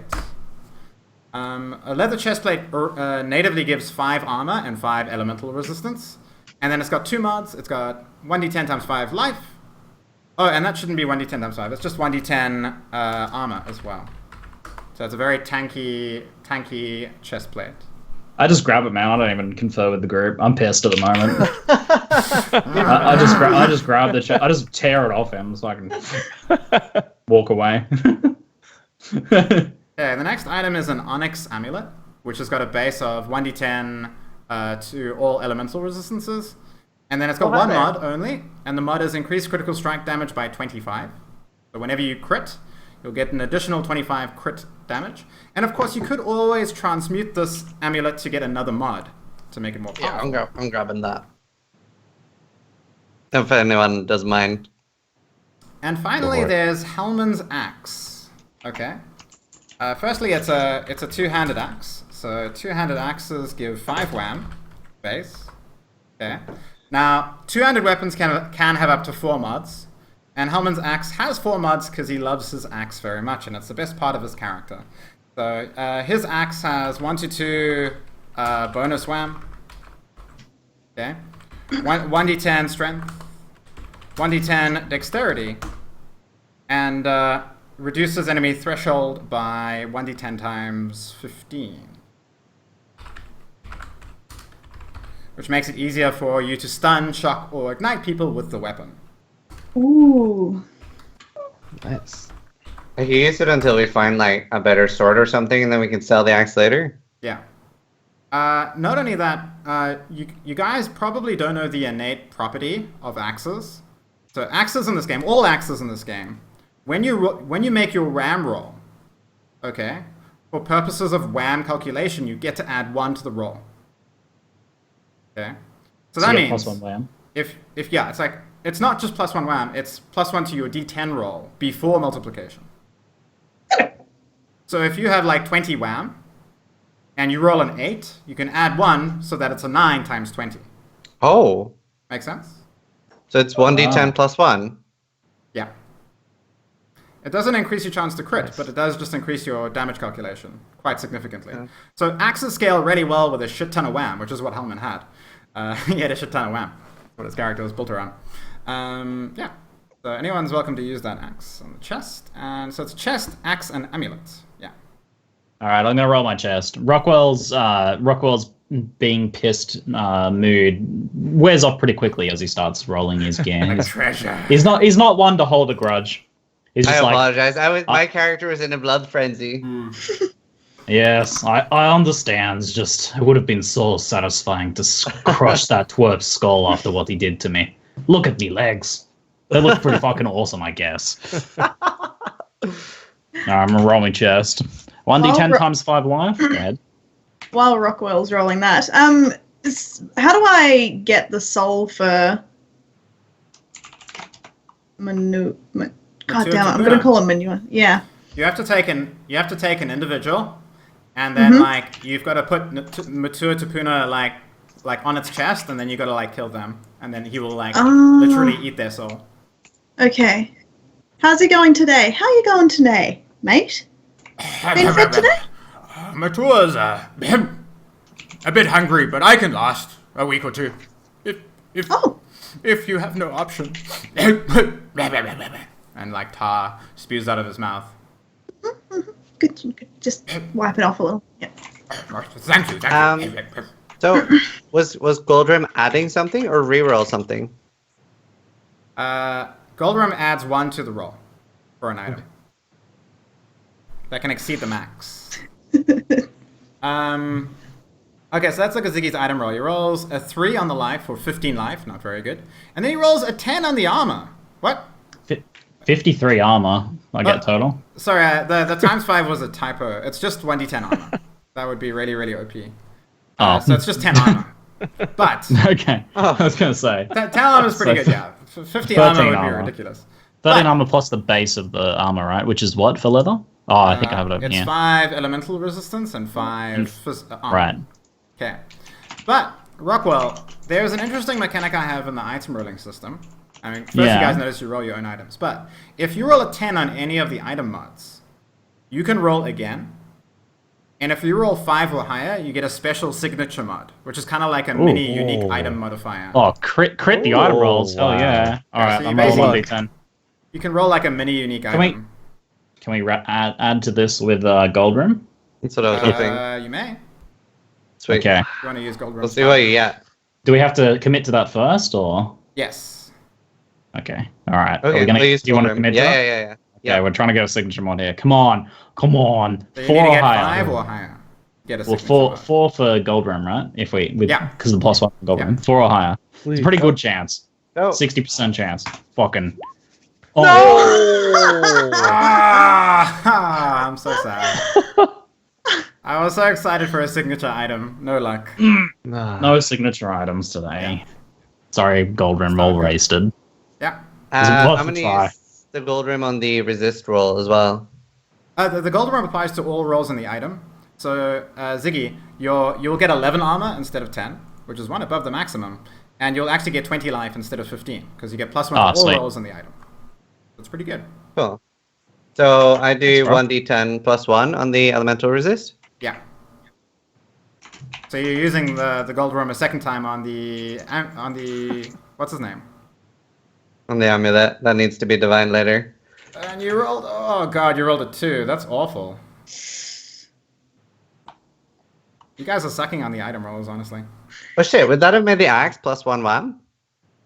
No, it doesn't. It only applies to D10 rolls. Okay, that's fine. If not, I would have made a huge mistake. Yeah, otherwise it'd be Then I'll roll the axe, so like 1d2 first.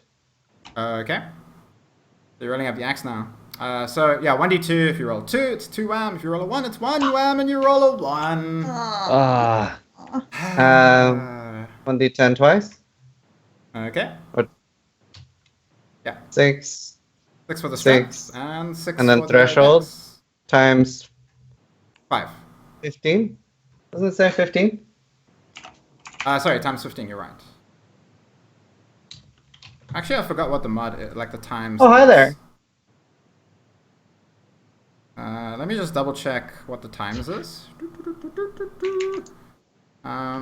It's times 3, sorry, not times 5. Oh, so 8 times 3 then. 32. 24. 24. So 24. reduced enemy threshold by 24. It's really good for like stuns, ignites, shocks, that kind of thing. Okay, no max rolls, so no signature item chance.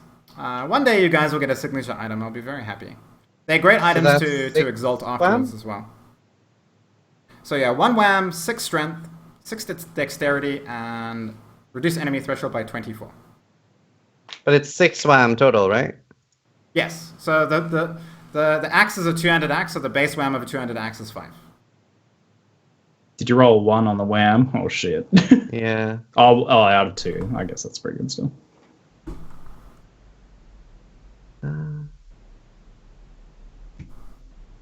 Cool.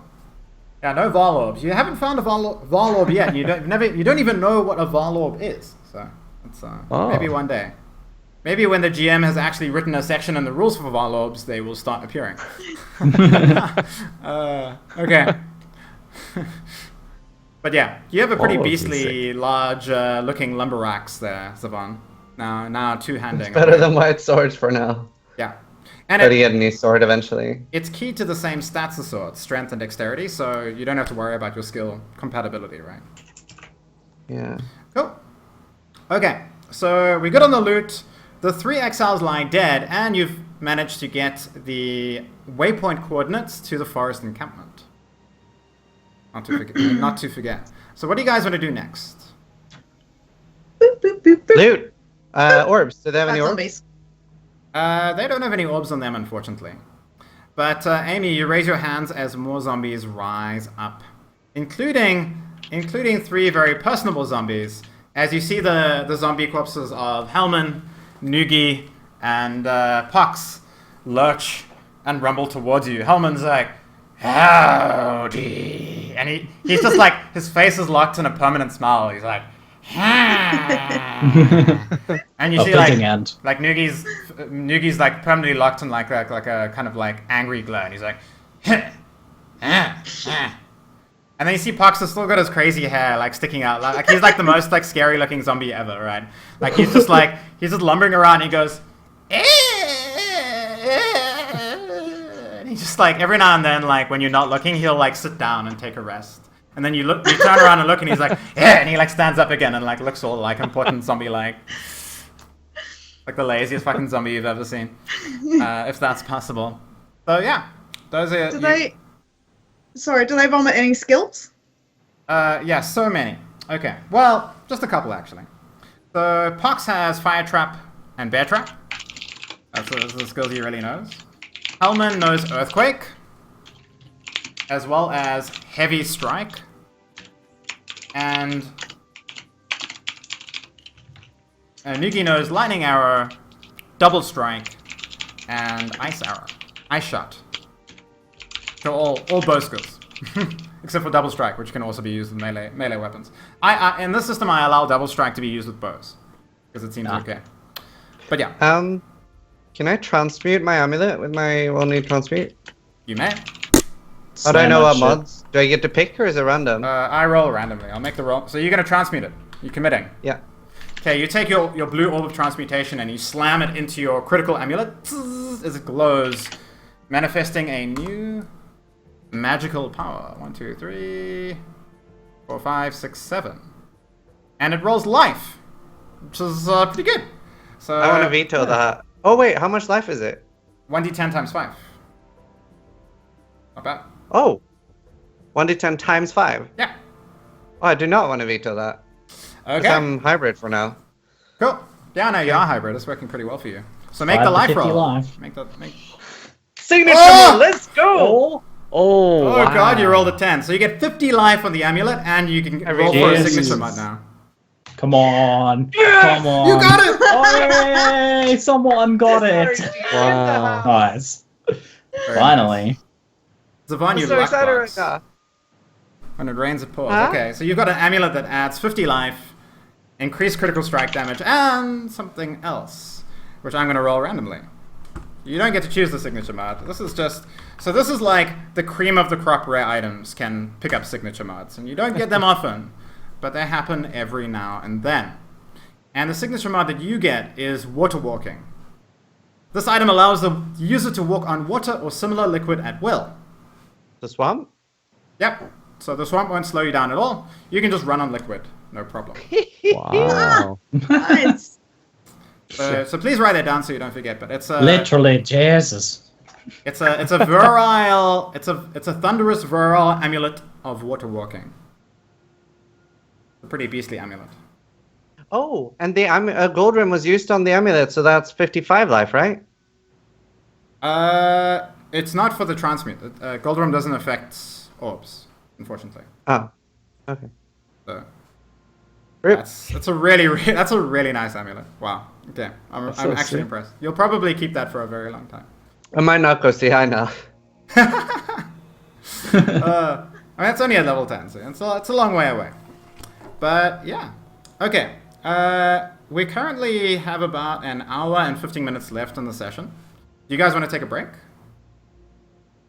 After that fight? Quick Or- break. Might take like a 1 minute, just get a drink. Yeah. Okay, see you guys in like a minute or two. That's great. Okay, guys, I'm gonna drink some water. I can't believe they won that fight. Thank you. So yeah, be back in a minute or two. Won't be long. Keep it saving. No one else is going to save you.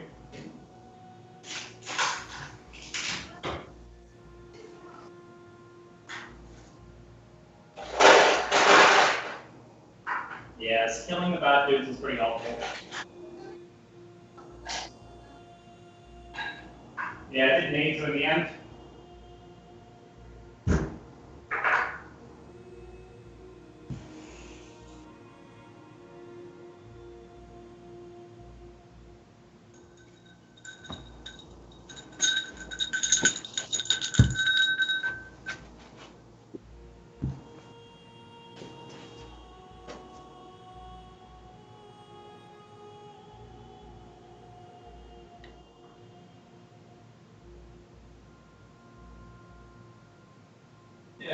Yeah, well,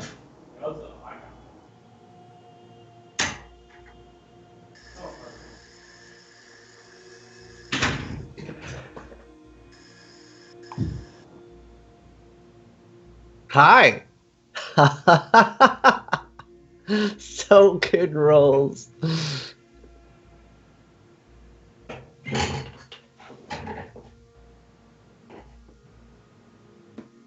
Divine get a tier 1 amulet. Yo, that's crazy. I can't believe I rolled a 10 and then a signature mod. I am Jesus. I can walk on water, swamps. So good.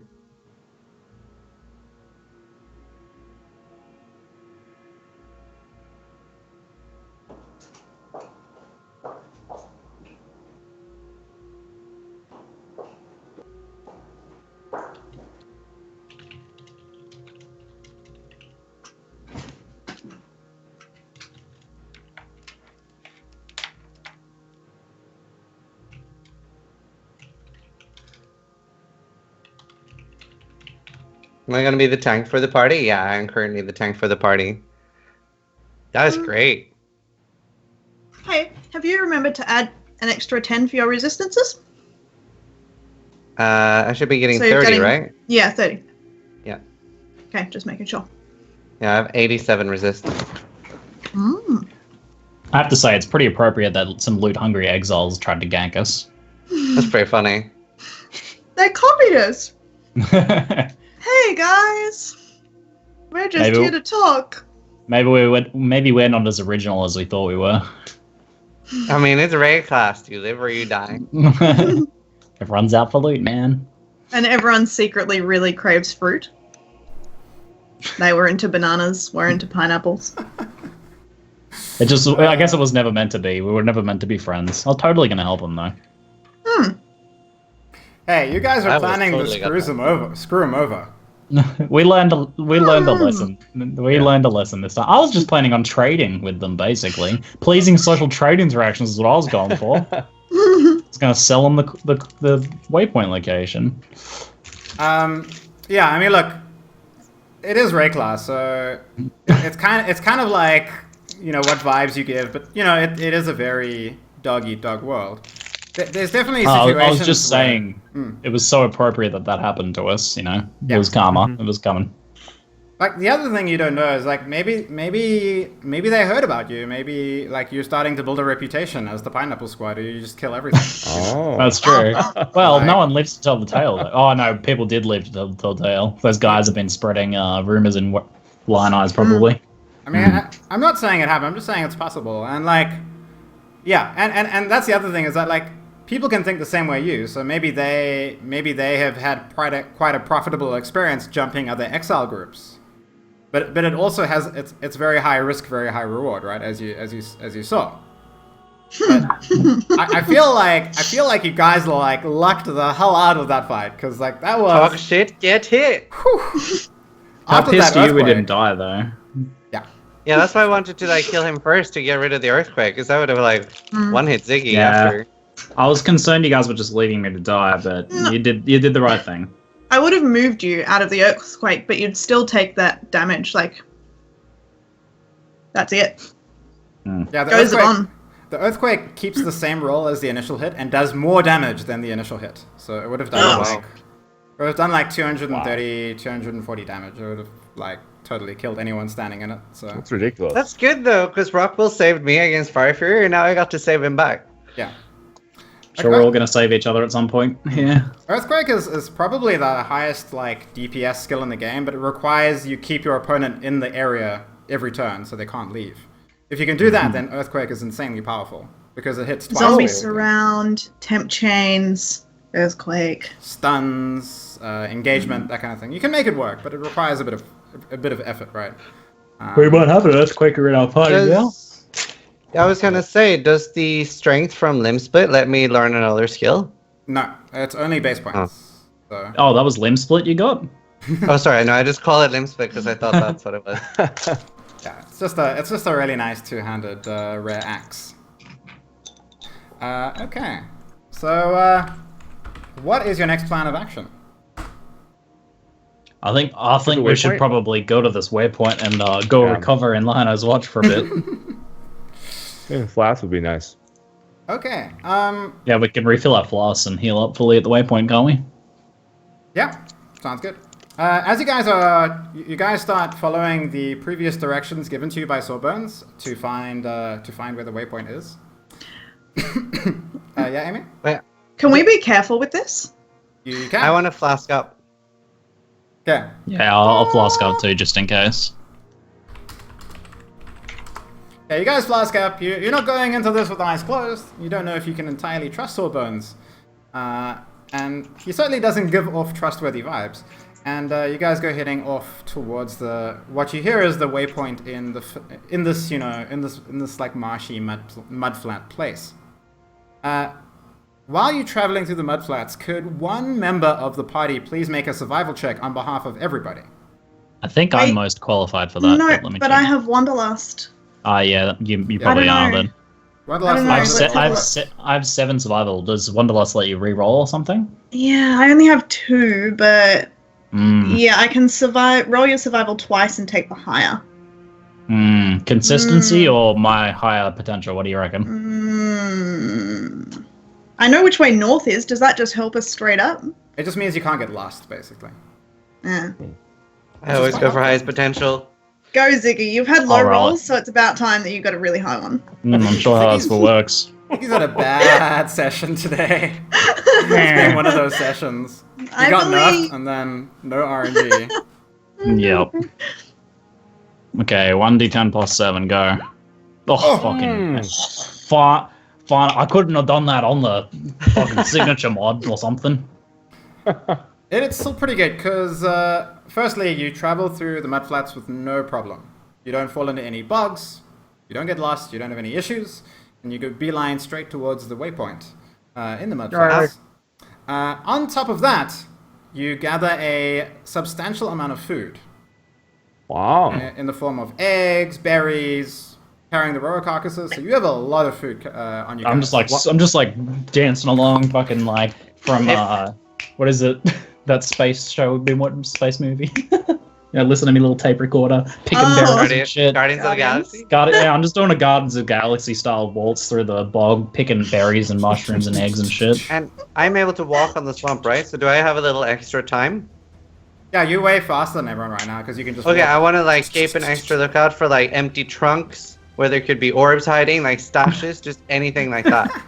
You look under some rocks and you find some moss, and then you look in the water and you find like some bugs, and you're just like, man, swamps totally suck. They don't have much loot in them. But Ziggy, what you do find is like, moving apart a curtain of moss is a small cave. Not only is it an excellent place to rest if you're ever in the mudflats in the future, because it's basically completely concealed, but you see a nest of baby rowers bleating. Whoa. There's 20 of them, and they're like this big, and they see you and they go, Mounted cannibals. and they open their mouths hungrily, looking at you.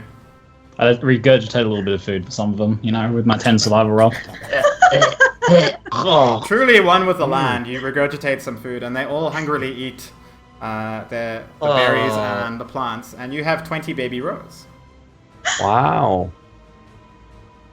I guess we can mount up our cannibal army. Yeah, Once they and grow then up. take them back. We can breed them, and then we can have more food too. Yeah. So yeah, something you can invest in, like they can grow up, and rower grow up quite quickly. And then you'll have you can use them as mounts, beast of burden, whatever you want, even as defense, because they're pretty vicious fighting creatures. How fast do they breed? Rower breed. Hell, man, I don't know. You tell me how fast they breed. Every day, I want more. These aren't Like quite ready, rabbits. Savon. They're a little small for breeding right now. They'll get bigger. Plus, that's raw That's incest. These are brothers and sisters. I mean, if it works. And what you notice, one-legged row. I'm gonna What you have notice club-footed is- rowers. Yeah. what you notice is in the clutch of 20, you hear off deeper in the darkness of the cave, alone. I explore. Looking deeper in the cave, you see one more baby rower, all by itself. The runt Oh, of the runt, litter. the runt of the And litter. it's like half the size of the others, and it's an albino. It's completely white. If we kill it, we get a feather. It looks at you and goes, I feed this one by hand. Bugs. it seems, you don't know why, but it seems to have like eyes that reflect deep wisdom and knowledge. I'm taking it. It's Okay, mine. you got your baby albino rower. It nuzzles against Put your it- neck. Just like put it in one of those little doggy carrier things. Yes. Okay. Cave aside, you guys get to what can only be called as a fetid pool, because there's a dark pool of dank, disgusting, thick sludge. Your bleating rower baby army, like you're just carrying them in your arms or like in bags, I guess. Some of them are sitting on your shoulders going, just happily sitting there. They seem happy with their new parents.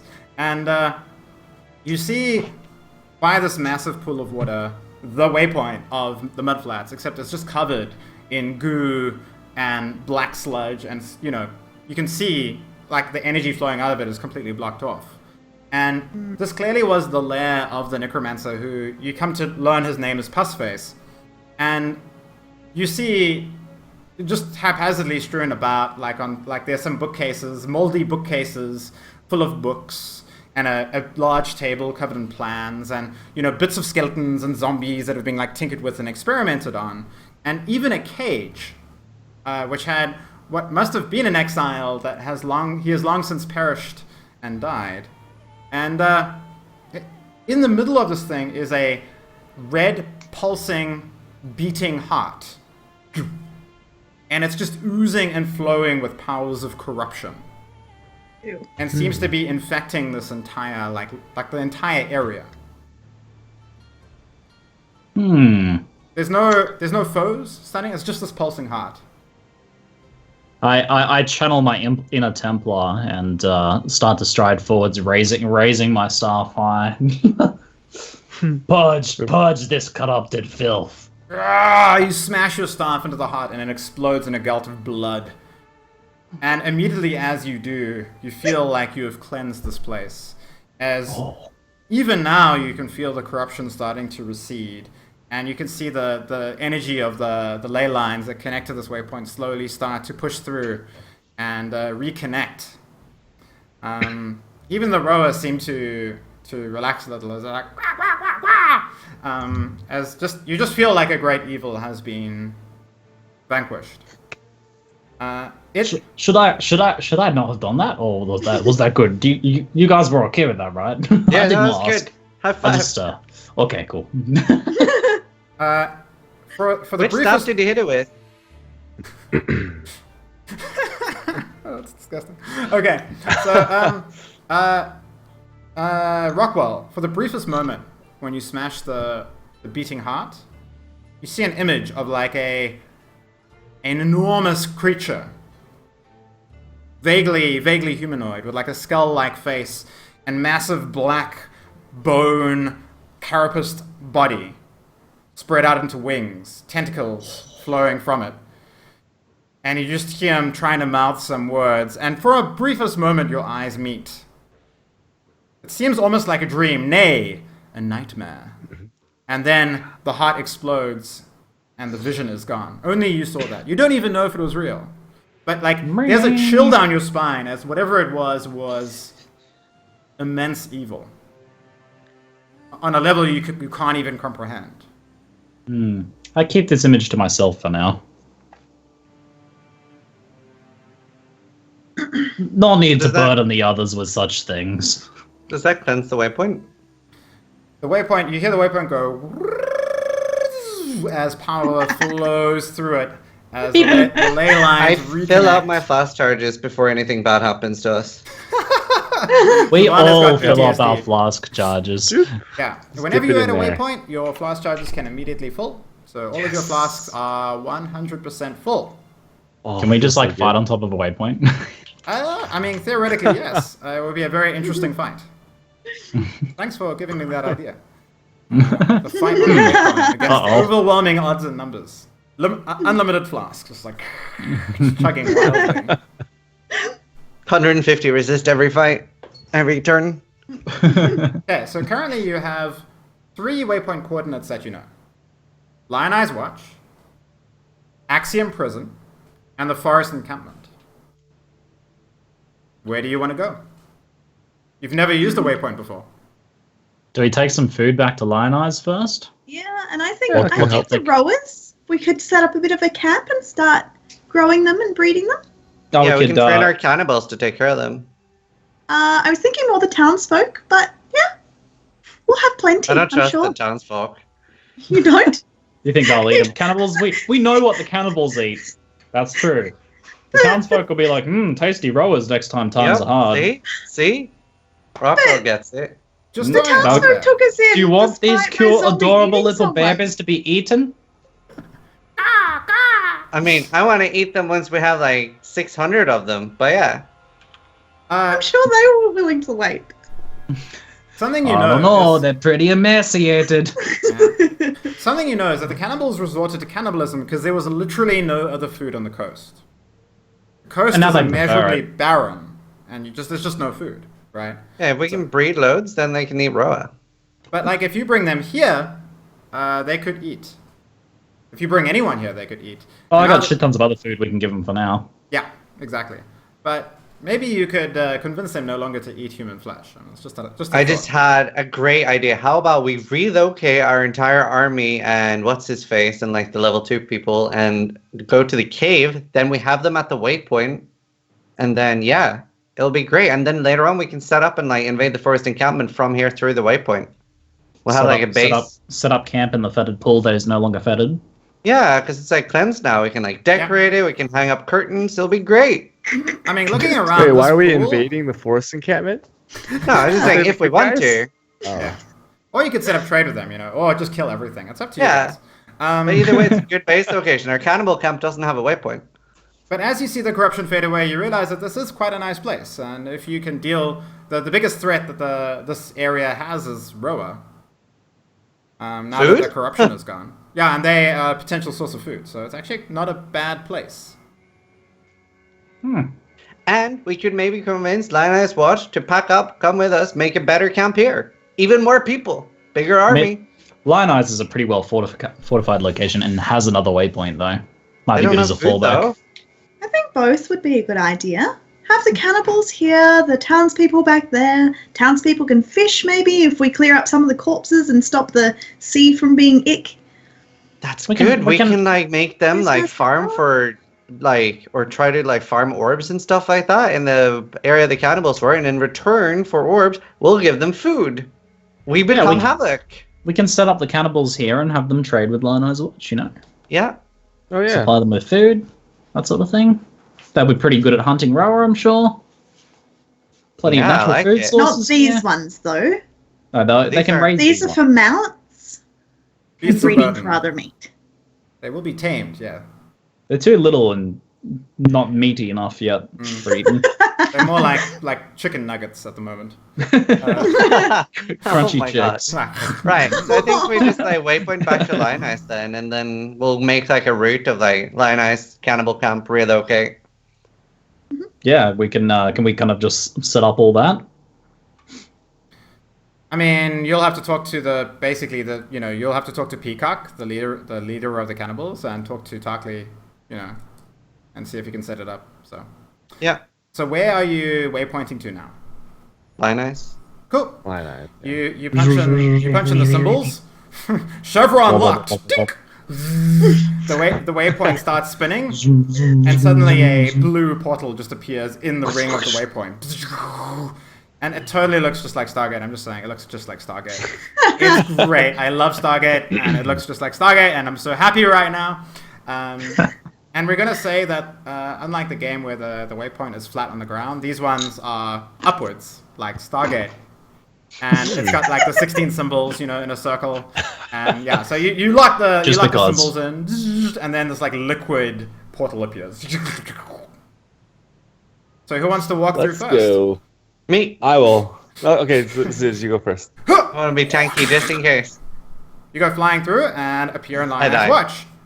As a prank, I poke my staff through first when the others are all on the other side. Not that side. Whoa. Then I follow through shortly after. Imagine if it like cuts off and all hears like thump. Oh wow. I must throw out there, Zizaran, that stepping through the waypoint feels like you get turned inside out about 100 times. And then you plop out on the other side.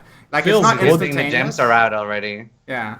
It's not instantaneous. It takes like a good 10 seconds, and it's like going through like a wormhole, like, and you pop out, and as you do, like, everyone in the town like gasps and screams and like, oh, it's like this, you've just kind of appeared. Do we just like vomit as soon as we appear through? Well, okay, so I assume everyone just goes through. Everybody make a soul endurance check after using the waypoint. Oh, this is a thing. Okay. What is soul endurance, right? Yeah, that's a skill. Shit. 5. Oh, I didn't roll so good. Oh. 9. 8. 8. Okay, the difficulty of this roll is 10. Everybody fails. As you get outside on the other end of the waypoint, you promptly throw up. Violently. Everywhere. You're horribly sick. We just like step through and instantly spray the town with projectile vomit. And you are severely fatigued. Okay. Oh shit. So everybody gain 1d4 points of fatigue. I'm just going to roll it right now for everybody. Everybody gain 4 points of fatigue, because that's how I roll. That's how I roll. That means that your maximum mana is reduced by 4. Oh god. For And how long? -1 mana. For how long? Every day of rest, you regain 1 fatigue, or 2 points if it's full bed rest.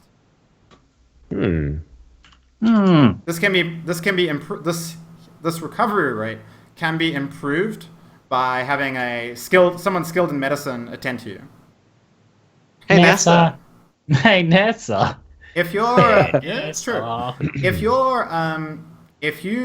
you don't have any mana, then every point of fatigue over your mana reduces your HP by 25%. Oh wow. I have to turn off our Alawash. And if Well, you we're in Lionized Watch. if you go to 0 HP, you die of fatigue. Right. So I was throwing that out there. Well, So, good like- thing we're back home. You're like, woo! You know, we threw the portal, and you're like, you've never been through one before, and you're like, "Bleh," and you feel like terrible. Like you feel really Let's terrible. not do that too often. Who would travel like this? And you can We make a tell- lore This check. is almost as bad as flying. You can make a lore check if you wish about the experience you've just had. Yeah. If you get 10, I will tell you something interesting. Oh man. 4, Can't tease us with that. 10! I got 10. Okay, Amy's got it. Amy's got it, guys. She knows stuff. Me too. Oh, Oh, wow. he knows Rockwell. more. Rockwell knows even more. Uh-oh. This is a bit like seasickness in that eventually you will get used to it. The first time you succeed at this roll, you'll never have to make it again, Wow. as you become Wow. acclimatized to the energy of the waypoint pulling you apart and putting you together again. But until you succeed at the roll, you will always have to roll. Is Nessa able to help us? Oh yeah, so you guys have a rather undramatic entrance as you all pop through, you vomit everywhere, and then you just crumple to the ground, and then Nessa's like, oh no, she comes rushing towards you guys, and she pulls you up into beds, and she is going to attend to your wounds, doubling any recovery that you have. So we have to rest for 2 days in Lionized, do we? One can day have- if it's full bed rest, and she doubles it, so that's 4. If you just lie in bed all day doing nothing, you will recover all your fatigue back in 1 day. If you have 2 days of light activity, which means no fighting, then you'll be fine as well. I think we should okay. just do a full rest. It's too risky to fight. Let's just rest it up for a few days. Leave the cannibals to their It's devices 1 day for 2 with days. Nessa for a day. helping us. Yeah. All right. Sounds good. And we just brought a butt ton of food for them, right? Yeah, you bring like Yeah. a wagon of food, well, not literally, but effectively. And Zombie loads of food. And like you guys can still talk and stuff. You just really wiped out, like. You know, I brutal think we jet should lag. tell Tarkley the waypoint details for what do you call it? The not the fourth encampment, but like our place, and then say that we're gonna set up camp here and like tell the deal about we'll like help provide food and they can like try to forage for orbs in the Agreed. cannibal area. Agreed. Very well, says Tarkley, leaning down, like chatting with you guys privately, and he's like, couple of things we need to think about, he says. He looks over at Moors, the exile, who you can see can't help but smile at your guys' current predicament. Okay? As he sits there. He's the one who told them. Shing! Fucking Banana Man. As he sits there, like sharpening a recently acquired sword. You see Hegemony standing there next to Moors as Moors says something to him, and Hegemony nods. Okay.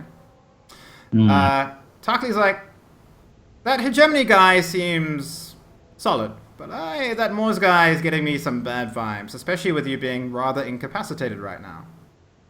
I don't think you should be unguarded, is what I'm saying.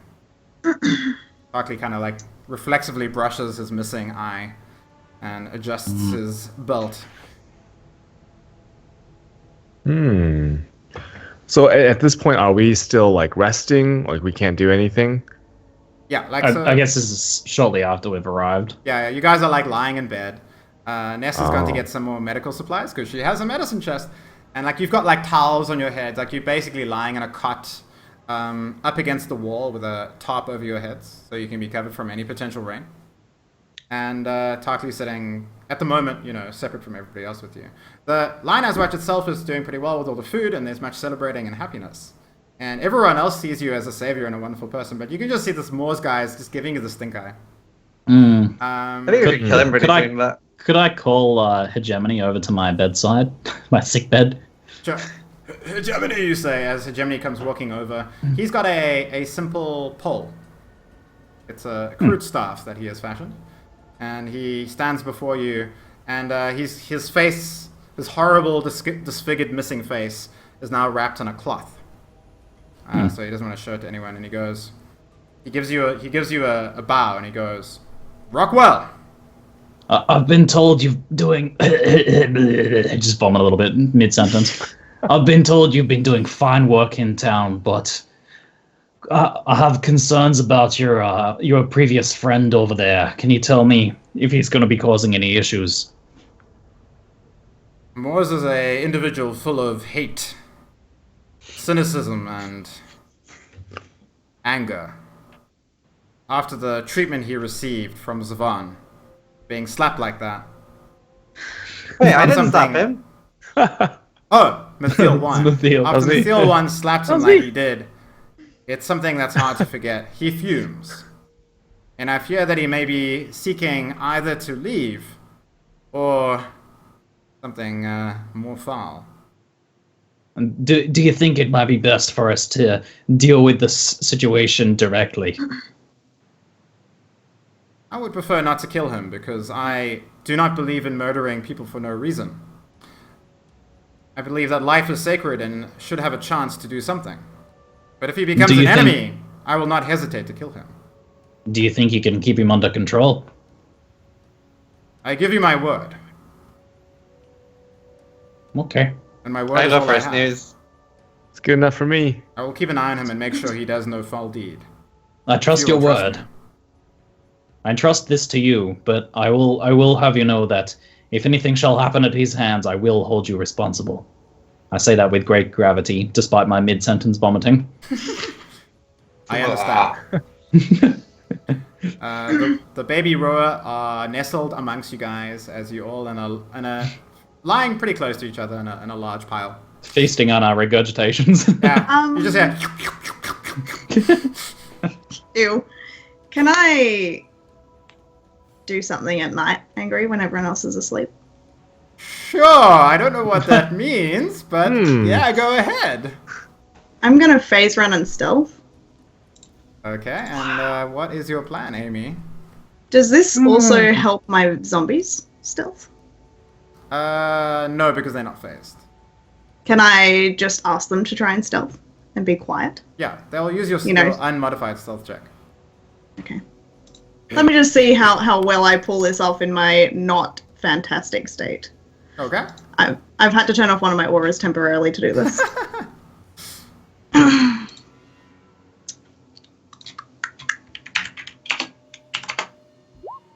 Oh, What? okay. You get a 1. I try to hide, and Ness is like, "Hi, Grace, how are you?" Yeah, you come stumbling out, and like it's the middle of the night, and like 10 people look at you and go, "Grace, hi. What do you need? Don't get up. You can carry on resting." Doopy doopy doo. Oh dear, I'm sleepwalking. Oh dearies. Oh, I'm sorry. Return You to go bed. stumbling back to bed. Never mind. Do you want to try? Do you want to try again? You can, but you'll be at a -5 to your roll. No. Okay. You guys sleep the night, and you have to spend the entire next day lying in bed to recover all your fatigue. So you know. So you guys up for that? Yeah. Yeah. Okay. Yep. Let's see if anything happens. I'm just gonna make a quick roll. Just a little GM roll. Just, okay. Nothing untoward happens. Moore's doesn't give you guys a stink eye, but he doesn't do anything, and you see Hegemony hounding him. Doesn't sleep, just carries on watching Moore's, and he does seem to be a man of his word. Not only that, you notice that Hegemony seems to really be investing into Lion Eye's watch. You see him helping the sick up, he's starting to give some training to some of the young women and children who are living here, just to make sure they're ready. Gives them a dagger, just teaches them to swing it and point it in the right direction. You see him helping reinforce the palisade walls with Tarkley, and he seems to slowly be becoming a pillar of the community. I reward men of honor, and I'd like to present him with a spare leather armor chest that I have. What about the staff? We can give him the stuff. Oh yeah. Like if we have no need of it. Sure. We have that spare you can gear stuff. him up. Yeah, we can. Is Tarkley better geared staff-wise, though? Like, weapon-wise? Yeah, Tarkley's got his sword and his shield, and it's... We stripped Hedgie of his items because we defeated him in combat. It might be now time to present him that he's earned our trust back. Yeah, we did give Tarkley one thing, but I feel like he never fought us at all, so he should have more equipment than Hedgie. But if he's already equipped up. We present him with the leather armor and staff, then. He goes... With our thanks for his honorable ways. Thank you for these gifts. I really appreciate that you could easily just kill me or exploit me, but you have not done that. You've earned back our respect. He nods sternly as he takes the massive two-handed staff in his hand, far better than his old wooden pole. He spins it with incredible skill and slams it in the ground as a small shockwave ripples out and goes, "This will do." Wow. His abs glisten in the light. Oh. I would also like to do something at night. But then I look down and I go, oh. I can no longer do something. Feeling a bit tender. Okay, you guys rest the whole day, and you see people just moving around. The food is getting skinned, and a lot of it's being dried into jerky. Your baby Roa happily playing amongst you and playing hide and seek and squeaking, except the albino Roa, who's too scared to play and just carries on nuzzling with in your neck, Grace. It kind of peers up from outside your clothes and goes beep, beep, beep, beep, and then ducks back down again. It just seems a bit too intimidated by its fellow brothers and sisters. Is there anything you want to do as you lie in bed all day at Lionel's watch? Anything in particular? Anyone you want to talk to? Anything? Oh, can Grace teach me how to read? This is a good time for that. Okay. Pen and apple. Pen. Apple. Apple. Pen, pineapple, apple, pen. Apple pen. Okay. She teaches him through the eternal format of song. Pen, pineapple, apple, pen. Can I just say, as an English teacher, my students have been forever ruined by pen, apple, pen. I'll be like, A is for apple, and then my whole class goes, I have a pen, I have an apple, apple pen. And then they just look at me with shit-eating faces, and I'm like, Amazing. At least they speak in English. The first word Zizaran learns to read and write is pineapple. Yeah. Learn from YouTube, man. Learn from YouTube. If he wants to slip a note saying pineapple, this is the thing he needs to know. Sure. No, it's a good idea. Around teaching Zavon, though, can I just kind of touch base with the dwellers? Yeah, the community of Lionel's Watch, sure. Zavon, I want you to write on your character sheet reading 1 out of 3. Once you get to 3 out of 3, you can read. Congratulations. He's learned pineapple. He's 1/3 of the way there. He knows his ABCs now, so you're 1/3 of the way to becoming literate, I'll say. RPGs, fast progression. Sorry, Amie, what are you going to do? Oh, I just want to, form ties with them, get them to know that I know what they're going through, because I used to be a servant too. or sort of, well, you know. Building relationship points. Yeah, building relationship points. Do I get 1 out of 3 relationship points? No. It's just this is more esoteric and intrinsic. It doesn't need to be tracked by a stat, except in my DM book. So yeah, okay. You start connecting with people, and look, there's a bit of a barrier because you're a necromancer. Just throwing that out there. I know you're a nice old lady, but there's some things just get in the way. But you have excessively helped the people of Lion Eyes Watch, and they do trust you, albeit fear you as well. And you can see that everyone here is very grateful for what you've done for them. Hegemony sits down with you guys and goes, I think if we wish to harvest resources from the mudflats, we need to secure the waypoint on the other side. Maybe build a small fort, make sure it's very defensible. That is the plan. That is the plan. We might need a captain of the fort, to be honest. Ooh. That position is potentially open. Yeah. Yes, perhaps we should take Moors and Hegemony with us to visit the cannibals. To collect the cannibals, to move to the cave, is what I mean. I will assist you where necessary. We're trying to reform some former cannibals. Just saying, into upstanding citizens. Yeah, that's good. We can take them with us. We think you'd be a good role model. We are leaving Lion Eyes Watch a little bit undefended, but they do have their previous people. And a good fort, so... Okay. Yeah. So, and was Tarkley okay with trying to salvage orbs and stuff in return for food? Yeah. He's good with Sweet. I think... Do we have anything else we want to do in Lion Eyes? We're taking Morse with us, right? So he doesn't cause any issues in Lion Eyes. Yeah. Probably a good idea. Okay. We can have him under the watchful eyes of 20 cannibals or something. Okay, you bed rest the rest of the day then, having spread your plans with the people of Lion Eyes. And you wake up the next day completely unfatigued, so you're fine again. I turn Herald of Ash on. Just throwing it out there, every time you use the waypoint, you will get a cumulative +2 bonus to the roll. So eventually you will succeed, even if your soul endurance is terrible. Every time you use a waypoint, you'll get another +2. We might travel by land though, so we can pass the cannibals and move them into their new locale. Yeah. From the shitty beach. And just keep in mind, like, if cannibals take waypoints, they're gonna throw up as well, and be sick for a while. So stuff like that is a bit of a logistical problem. Okay. Should we head out and stop by the cannibals and take them and Hedgie and Moors through to begin setting up a fortification? We can tear down like the huts and the stuff, and we can carry it with us. We have like something to build with to start. Yeah. We basically moved shot from the beach to the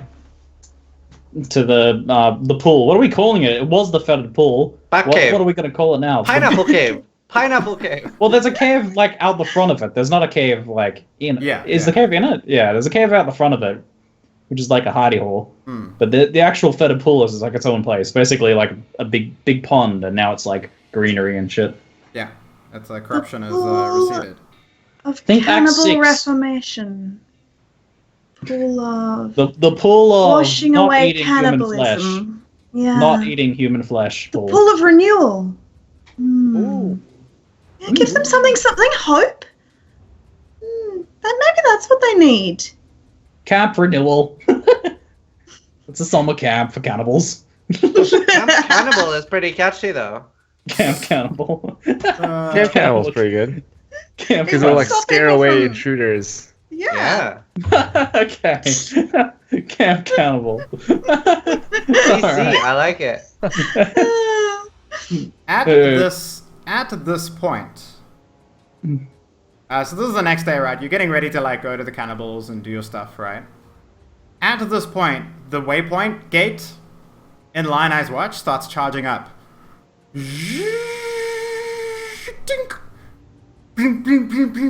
As 4 symbols lock into place that you've never seen in that combination before. I get combat ready at this front, so like I would be the first thing they see. Ring the town bells and shit and get everyone ready. Ding, ding, ding, ding, ding. People have their weapons out.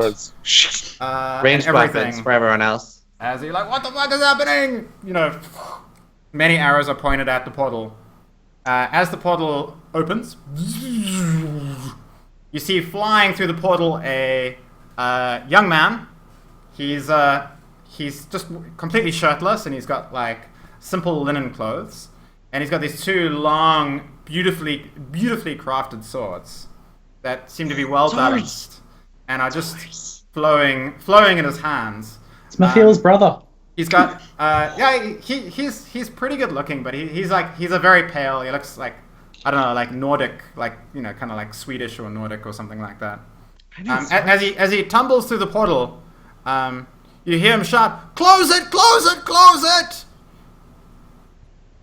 Oh. Wait, And then close it? following him, you see a gout of blood and a dismembered head go flying over his shoulder. Oh, we like slam the big off switch button on the ball. Run up and slam the off switch. Basically, all waypoints have the ability to just be turned off so that no one can access them, right? As you guys are running to do that, you see 4 tentacles come, like, literally poke through the portal, and a couple of spines come shooting out, and then you turn it off, and the portal just cuts the tentacles in half. Could have kept it off a little bit. You see him like lying on his back, and he's like, he gets to his feet. Oh my god. Thank you very much. You better explain what just happened, young lad. Yeah, what was that? I came from a very dark place. Yeah, my group, they're all dead. The monsters we fought, the horrors we saw. It's unimaginable. This is Lionized Watch, yes? He says, You've looking made up. it here. I read about this place in books. I wrote down the coordinates. I'm very lucky that this place was activated. My name is Moon. That is what they call me. Thank you. Thank you for saving my life. Wow. I like You're his welcome. swords. I really like his swords. I am currently using an axe that I don't really want to use. He has swords. He sheathes his swords. I was in a temple of blood and horror. There was a woman, a monster, performing experiments on us. Hundreds of us, but most of us changed, transformed. Did they do anything to you? Yeah, can I soul manipulation check him while these guys are talking? Oh, Yeah, maybe he's a bait. Maybe he's like gonna turn into something. okay. I don't trust this. Angry's looking too smug. 12. I want to check as well. He seems to have gone through an immense amount of trauma. Zizaran gets 11. And it's clear that he has had some, like, things have been done to him. Like, he's got scars all over his body. Like, he's got a couple of, like, strange metallic devices that are being plugged into his body parts that you can just see. But you don't know what they do. Or if they do anything. Now, just for me personally, I don't like taking chances. I think he's going to turn into something and attack us. I say we kill it. Wait! Don't kill me, he says.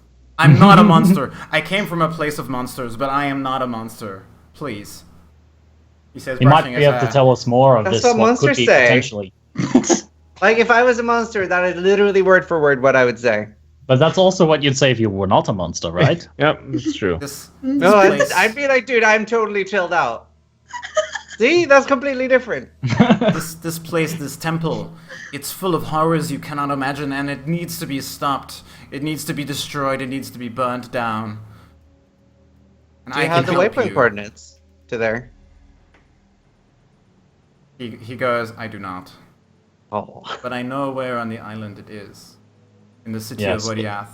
If he speaks the truth, this could be quite a threat. And Okay, or in Zavon language, it could have a lot of fucking loot. Well, You may, yeah, well, you may want to keep him around and learn from him. That's the thing, though. The way I look at it, I just got a loot delivery right here. So I asked, I don't trust him with those fancy-looking swords. I'm gonna give him these 2 shitty ones, these white ones. And Okay, so there's this thing called trade, Zavon. Yes. Do you want to learn a little about that? Yeah, I'm taking his things and giving him these 2 bad ones. Yes, without killing him, darling. Yeah, no, I'm giving him. Yes, we can say we can give him sanctuary in exchange for his stuff. That's fine. And there's also the concept of a little bit of loot now and a lot of loot later. I like it. I hear loot. I'm on board. Okay. Hegemony stands in front of the man and goes, "If you wish to kill him, you will have to kill me first. Oh. I will not see a brave warrior like this be killed." We're not going to be killing anyone. Zaban just, We just don't trust him having weapons. Yeah. He just always needs to be talked down, He goes, "Moon, you are welcome here." We would like to entreat him the concept that we would welcome him to have sanctuary here. We're not like really the masters of this town, to be honest. It's not really up to us, but you're powerful enough that you kind of are. Like, people have to listen to you, or you can just kill them. Yeah, Right? I guess we'd like to make a declaration that he will have to turn over his weapons if he wants to have sanctuary here. I'd like to put it out like that rather than like give us your shit just because we want it. Moon nods and goes, "I understand," he says, handing his weapons over. Loots! So I would like them back sometime when the time is high for combat. Hegemony here can attest to the fact that we are honorable folk, and if you earn our trust and respect, we will be rewarded in kind. Hegemony kind of thinks for a moment and goes, "I guess I can say that." We just gave him nice stuff. Come on, bro. Just a little side note, Mathil. Maybe we should try and find a new hat for Hegemony. Oh, yeah, like a he can have my armor helmet. He's really uncomfortable with this wrap. I give Hegemony my old armor helmet. As a display. He goes, "Thank you." He takes the helmet.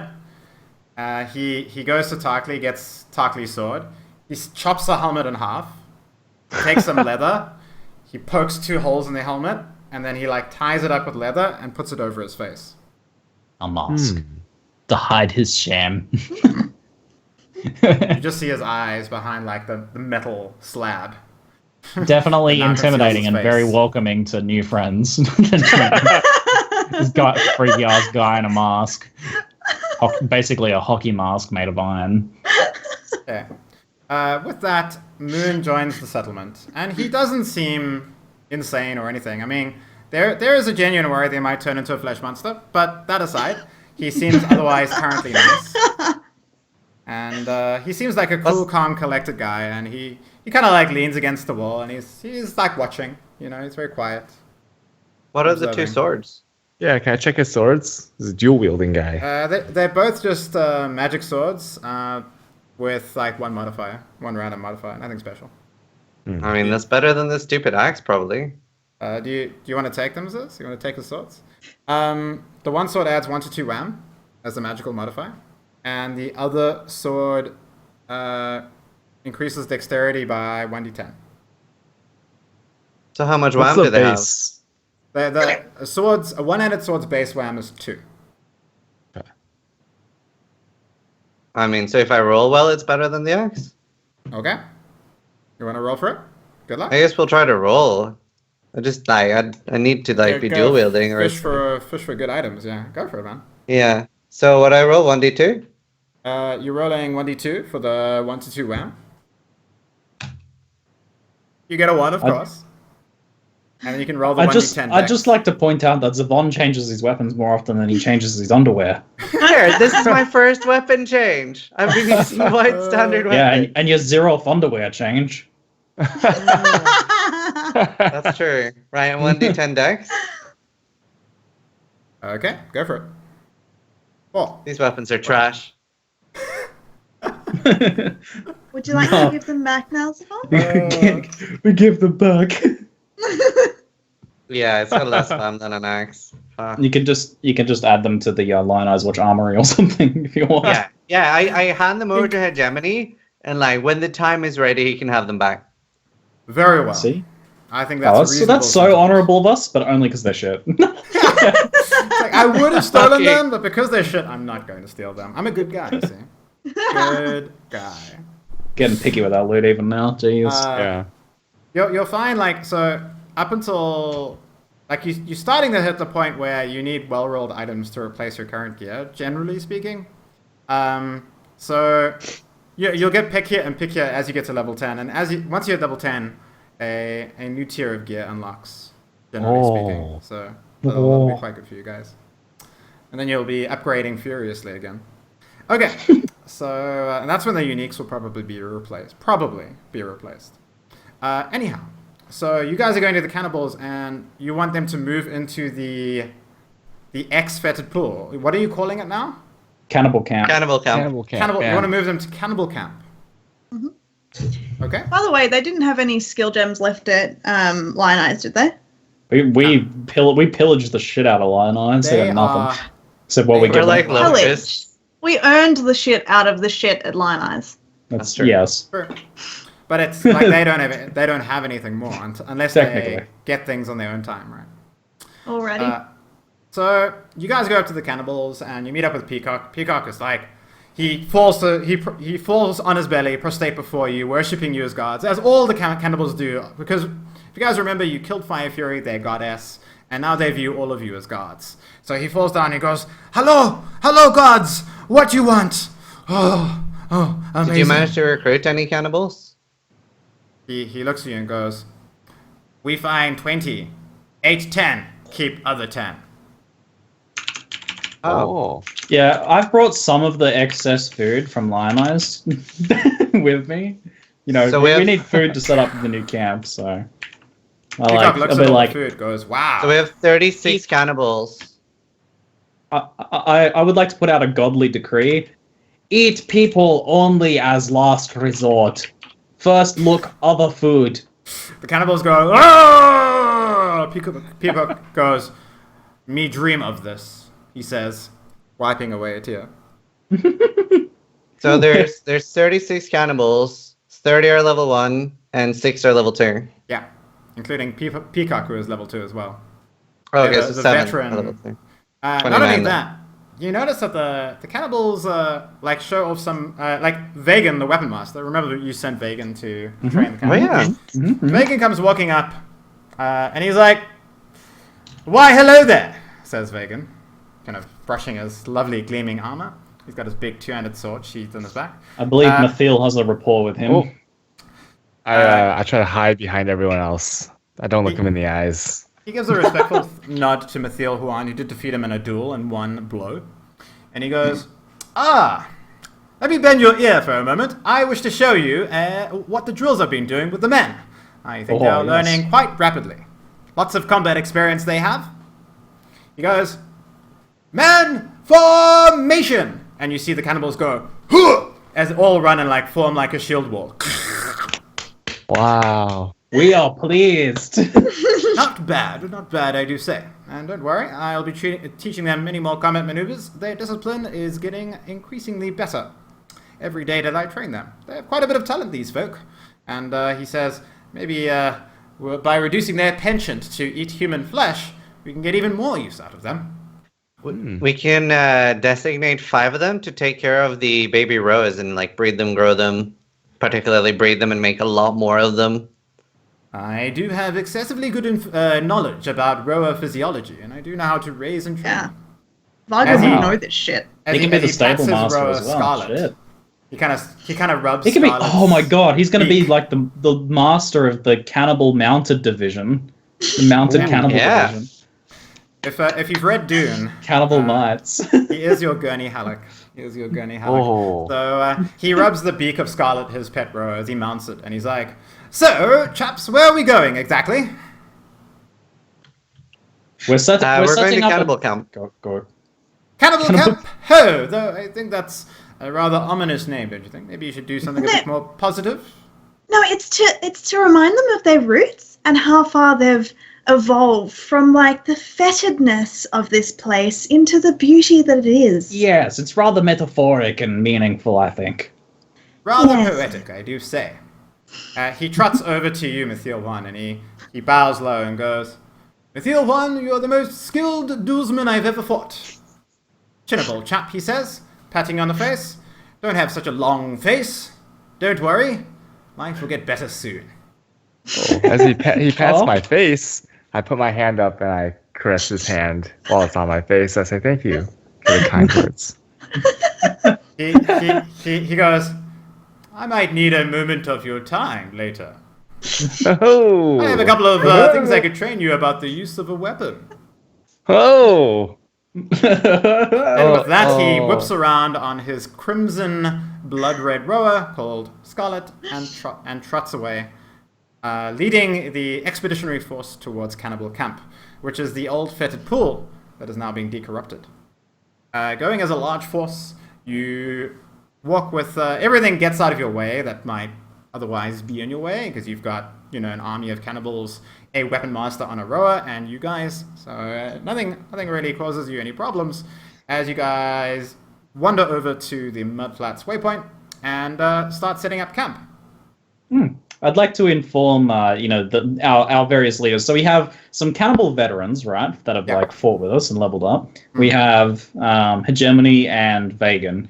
I'd like to, have a leadership huddle and let them know that Moors might be a potential issue, and we've brought him here so he can be under watchful eyes of people we trust.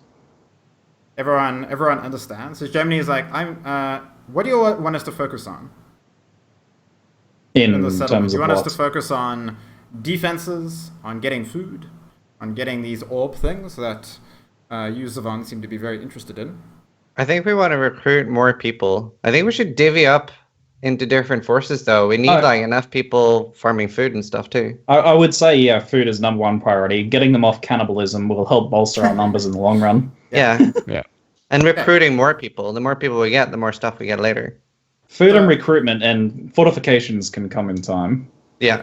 So in game terms, the way it works is you guys can get the settlement as a whole to be focusing right now on one thing, and that one thing is going to be obtaining food, okay? Mm-hmm. And then each leader you can assign to be focusing on something else as well.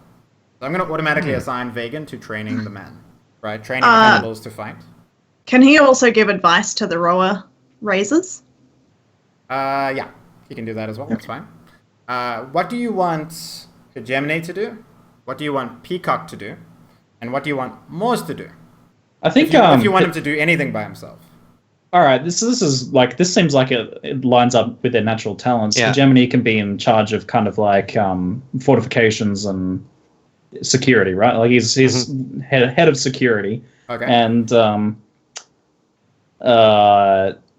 so who's the other guy? Oh, Peacock in charge of food. Yeah, recruitment. Naturally good. Yeah. And maybe we can task Moors to food then. That can keep him busy. Okay. Moors will help with the foraging with the cannibals. Sounds good? Yeah. Sounds good. So they're basically going to start working on their settlement in the Mudflats. And they can also take food to Lion Eye's Watch, so they can easily supply them with food. So you've got kind of like two settlements now. You've basically got the beginnings of your own town, right? Fucking yes. Civilization RTS mode engaged. Yeah, so this is the joy of pen and papers. It's not just about running around killing monsters. You can do other things too. And you can make friends and, it is something to note, like, keep in mind your behavior. So like Hegemony okay, this is a good example. Hegemony takes you guys to the side while you're doing this and he goes, I just have something I want to say. When that man, Moon, came through the portal and there was very cavalier discussion about whether you should just kill him, I understand the concerns of killing him if he's corrupted, but I just felt that it was wrong, that conversation. The way you talked about his life like it was nothing. Well, there was so many innocent people there. If he was corrupted and about to change into something, we have to take precautions. We can't let innocent people die. I understand putting him in a cage. I understand analyzing him to make sure he's not evil. But beyond that, we should be treating him, and before we have proof, we should be treating him like a human being, and one who could become our friend and ally. Hegemony. Can we bring him with us? Moon? No, we left him at Lion Eyes. Yeah, he's back at Lion Eyes. Hegemony, I'd like to say your words have humbled me, and I'll take great consideration on them. Yes. I also say, Hegemony, your words have inspired me, and BRB, I walk over to Morris, and I put my hand, I take off my glove like this, and I get my glove, and I extend my hand and say, Morris, I'm so sorry. I should not have slapped you. I believe that we can become the greatest of friends.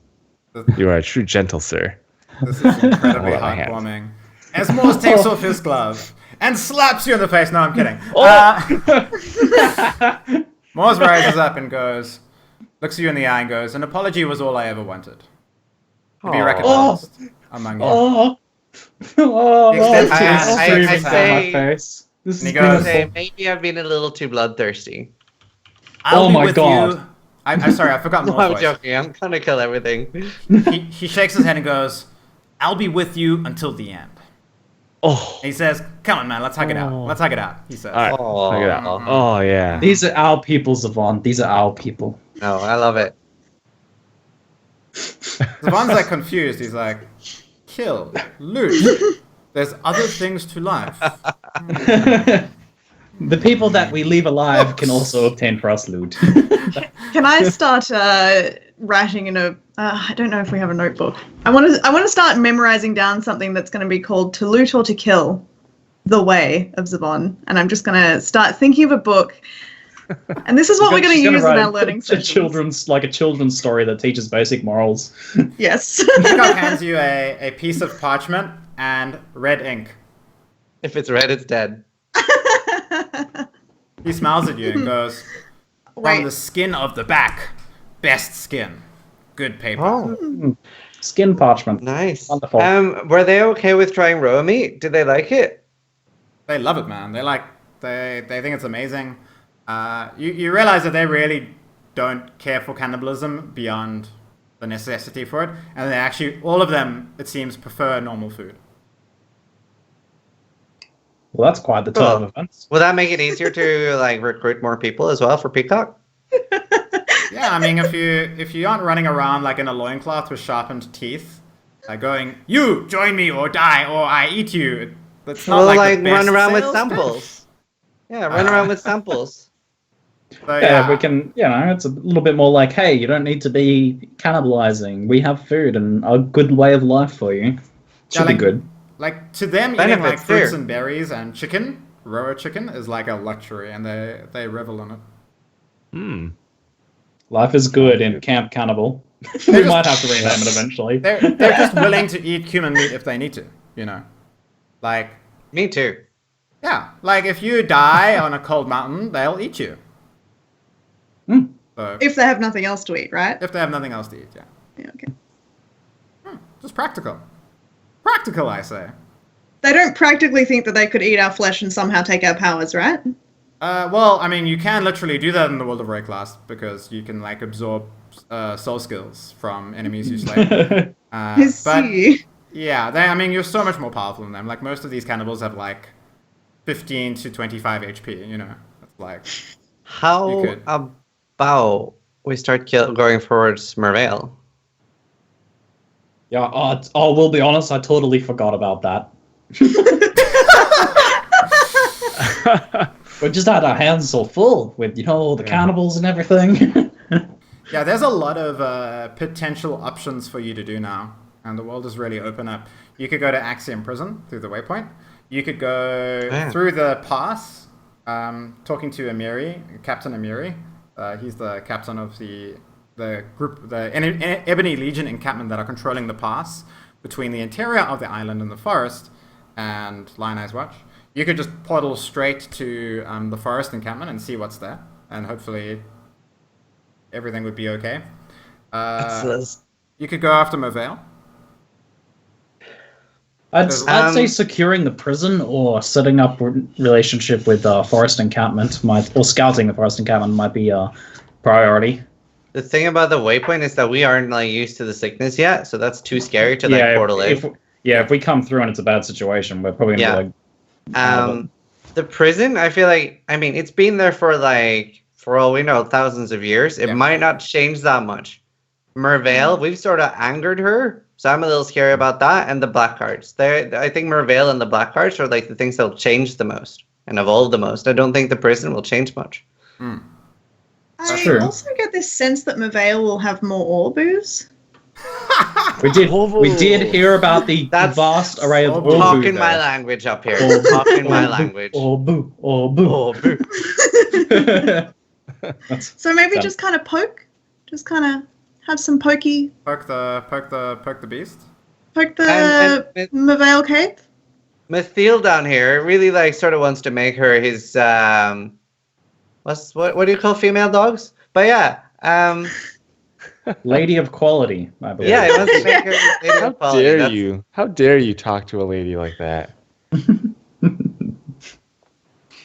So does everyone want to go after Morel then? Yeah, we can do it. I'm on board with that plan of action. I think she was a little frightening, but I'm feeling pretty good. We've survived worse.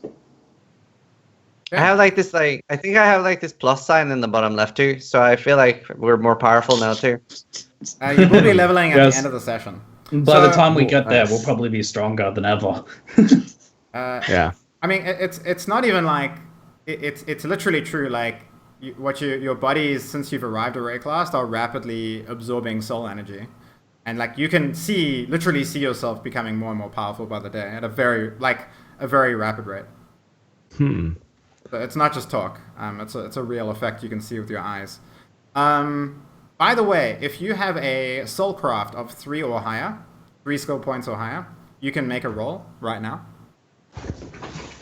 Let me have a look. Soulcraft. Oh, I do. My soulcraft is 7. 1d10 plus. Oh, that's Okay, make your average. soulcraft rolls. I rolled 10. 10 is enough. 10 is exactly enough. So both of you guys realize this, is that what you realize with your knowledge of magic is that the powerful illusions that Mervale generates, you could make hex bags that could help ward against the effect somewhat. At least give you a fighting chance. What do we know about making these hex bags? Okay, so firstly, if you were to successfully make them, hex bags would give you a +5 to the roll to determine whether something Mervale creates is an illusion or not. Okay? Wow. That's very powerful. And will probably overwhelmingly make it likely that you break her illusion either on the first or the second roll. To make a hex bag, okay, you need a pearl. All right. Like a white pearl. I can see how. Fish lady might have that. Survival roll of where to get pearls. Yeah, you need a flawless white pearl. Do we know where one would obtain flawless white pearls, or can we? You need to make a survival check to know that kind of knowledge. Oh, survival check. Okay. I'm gonna make I have my 9 2 survival survival. checks. Nice. And Amie, don't forget your reroll because you have Wanderlust. Yeah. 14. Still, I only have 2. Yeah, that sucks. Push for the 10s. Nope. Oh, Kay's got 10. 10. Speaking That'll of the do. devil, you got a 10, you succeed. Critical success. Nice. Okay. Great to you thinking about it for a moment. And it's not like something you've ever formally studied, but you just somehow know where you could find these pearls. It's just just an instinct. And what you realize is that back where you originally shipwrecked down the coast, your memory seems to kind of tug at you, and you realize that there is basically a coral reef, just off the shore, and that there would be plenty of oysters there that would offer the opportunity to give you perfect white pearls. You need 1 perfect white pearl for each hex bag. Oh, 5 of them. So, Zizaran, let's go get this is what 4 of I'm them. thinking. You walk on water, right? Out to the reef. Yeah. Aren't they under the water though? Yes. But he walks out to water, and I get the zombies to follow Zavon because they don't breathe, and they can just harvest at the reef. Are zombies smart enough to harvest for us? Surely they can pick at things. I mean, I have ruled in the past that they can carry stuff. They're not capable of fine manipulative work, but I guess they could clumsily grab an oyster. But that seems fine. Zavon can even wait. Do you know how to swim? Yes. I'm all long yet to think about that. We can swim. I mean, I could carry a zombie with me while I'm walking on the water. Well, I mean, they can walk underwater, but if you show them to wrench oysters. Can we have the Can we have the zombies get us oysters, clams, and cockles? Zavon, do you know what oysters, clams, and cockles A lightning bolt hits Rockwell and instantly kills him. Oysters. It was worth it. Smite! DM smite! There's just a pair of smoking boots. I think this plan sounds wonderful. I like utilizing the zombies who don't need to breathe, and Zavon's newly acquired water walking from his amulet. Sounds great. We'll see how it goes. Okay, Are we going through the waypoint? Are we going to waypoint and practice our waypoint traveling? Ooh, that'd be nice. Do you want to have a trial run through the waypoint? Sure, let's do it. Do we get plus 2 this turn? Or is what is the roll for again? Like what stat is it? It's soul endurance. So you get a +2 to the roll this time because you have gone through a waypoint once before. 1d10 plus 5 plus 7. Scraped in. Grace is fine. Yes, high five. No! Cute dog. Cute dog rolls You're a only one less than 1. vomiting. Can I set this up though? I'm going to be high-fiving Zavon when he comes through and vomits all over us. It's like, over hands. We're all fine. Zavon's like... His cavalier attitude did not help. No. Everybody is okay except for Mathiel. Oh, Mathiel, my bad. Basically, you guys go through the waypoint. I assume you're waypointing back to the mud flats, and then you're like, "Hey!" high-fiving and stuff, and then you turn around, and you're like, "Where's Mathiel?" And you see him leaning over, just intense projectile vomiting into a pool. And the pool's noticeably rising. Oh no! And you see a cannibal standing behind him, holding his hair. Aww. What if I did this? Why is there cannibals? Did we go to Lion Eyes? Yeah, why did we go to Lion Eyes? Because it's back from Lion Eyes? Oh, sorry. Okay, it's not a cannibal. It's Nessa. There you go. What if I do this? I go, guys, I don't want to hold you guys back. Let me jump back through the portal and roll again. And then if I succeed, I'll come back. You might die, bro. Wait, right now I'm just because I was here before, so I'm a half. You rolled 1. He's probably okay. No, I didn't roll properly. I roll a 2. You take 2 points of fatigue. 2 fatigue. Yeah, you'll be fine. Okay. Go for it. Do a couple back and forth. All right, I'll be right back, guys. I'll be right back. I'm stumbling. I'm holding my stomach. Get it over with. This is some training. Wait, I have +2 now, right? +4 now, because you've been through the waypoint 2 times. So I have +9, so 1d10 +9. You can't lose, right? Can't lose. I got. Yes. You come through, and you've all acclimatized to waypoint travel. You'll never have to make that roll again. Fun that shit. So your legs will wobble slightly, Mathiel, and you feel like you would like to take a chill day. Nessa, help. A chill day of oyster clams and cockling sounds good. Yeah. Yep. Nessa puts a cloth on your head and goes, "Oh, you big silly boy," she says, patting you, and you rest the rest of the day. Sorry, Mathiel? I said I did it, Mom. Thanks. She gives you a lot of attending to, and lovingly cares for your wounds. Yeah. Okay. And I think with that we shall call it a session. I'm just gonna say that the plan with the pearls is so good that it just succeeds. You don't need to make rolls. That's fine. The zombies take a long time to do it because it's a lot of trial and error, but it's not like they can suffocate. They just walk along the bottom of the water. It's not that deep. They don't need to breathe. Eventually, they get enough clams that you're fine. They keep bringing back random shit. Yeah, you get the pearls. You make the hex bags. The hex bags are pretty easy to make. You don't really need to make a roll. And so at least you have some protection against the illusion magic of Merveil. So next session, I assume you guys are going to be pushing into the den of the beast herself and trying to kill Merveil. Yes. Is that right? Sounds like a plan. Oh yeah. People are already asking if the next session is in 20 minutes. I am excited. I think Merveil is going to be a serious challenge for you guys, and not just in combat, but in other ways too. We should be able to do next session. We might have to start an hour later, maybe, but otherwise we'll be down. Yeah, I might have a birthday to attend on Sunday. I might not. We can schedule another day maybe. We'll make it work. Yeah. But let's try and make it work for next weekend, either on Saturday or Sunday. We'll have to sort it out in Skype. Is that okay with you guys? Yeah. Sounds good. Cool. I had a lot of fun today. I'm really excited to see how the Movelle thing goes. And oh my god, how did you not lose that fight against Talman, Pox, and Nude? Yeah, Crazy. that first hit was crazy. Yeah. I feel like I kind of did. Best friends that anyone can. It is a very unique situation of you guys all being clustered together, and then a guy who stacks an ungodly amount of wham rolls 9 and hits all of you simultaneously. Like, if you just hit one of you, it's not so bad, right? If Ziggy is protecting all of you with his staff, you all take half damage from the attack, right? Wow, I didn't know that. Yeah, because, like, defense actions with shields protect against AoE attacks. I'm gonna do that in the future when we're like doing our group huddle. I'm gonna be like standing vigilant over everyone. Yeah.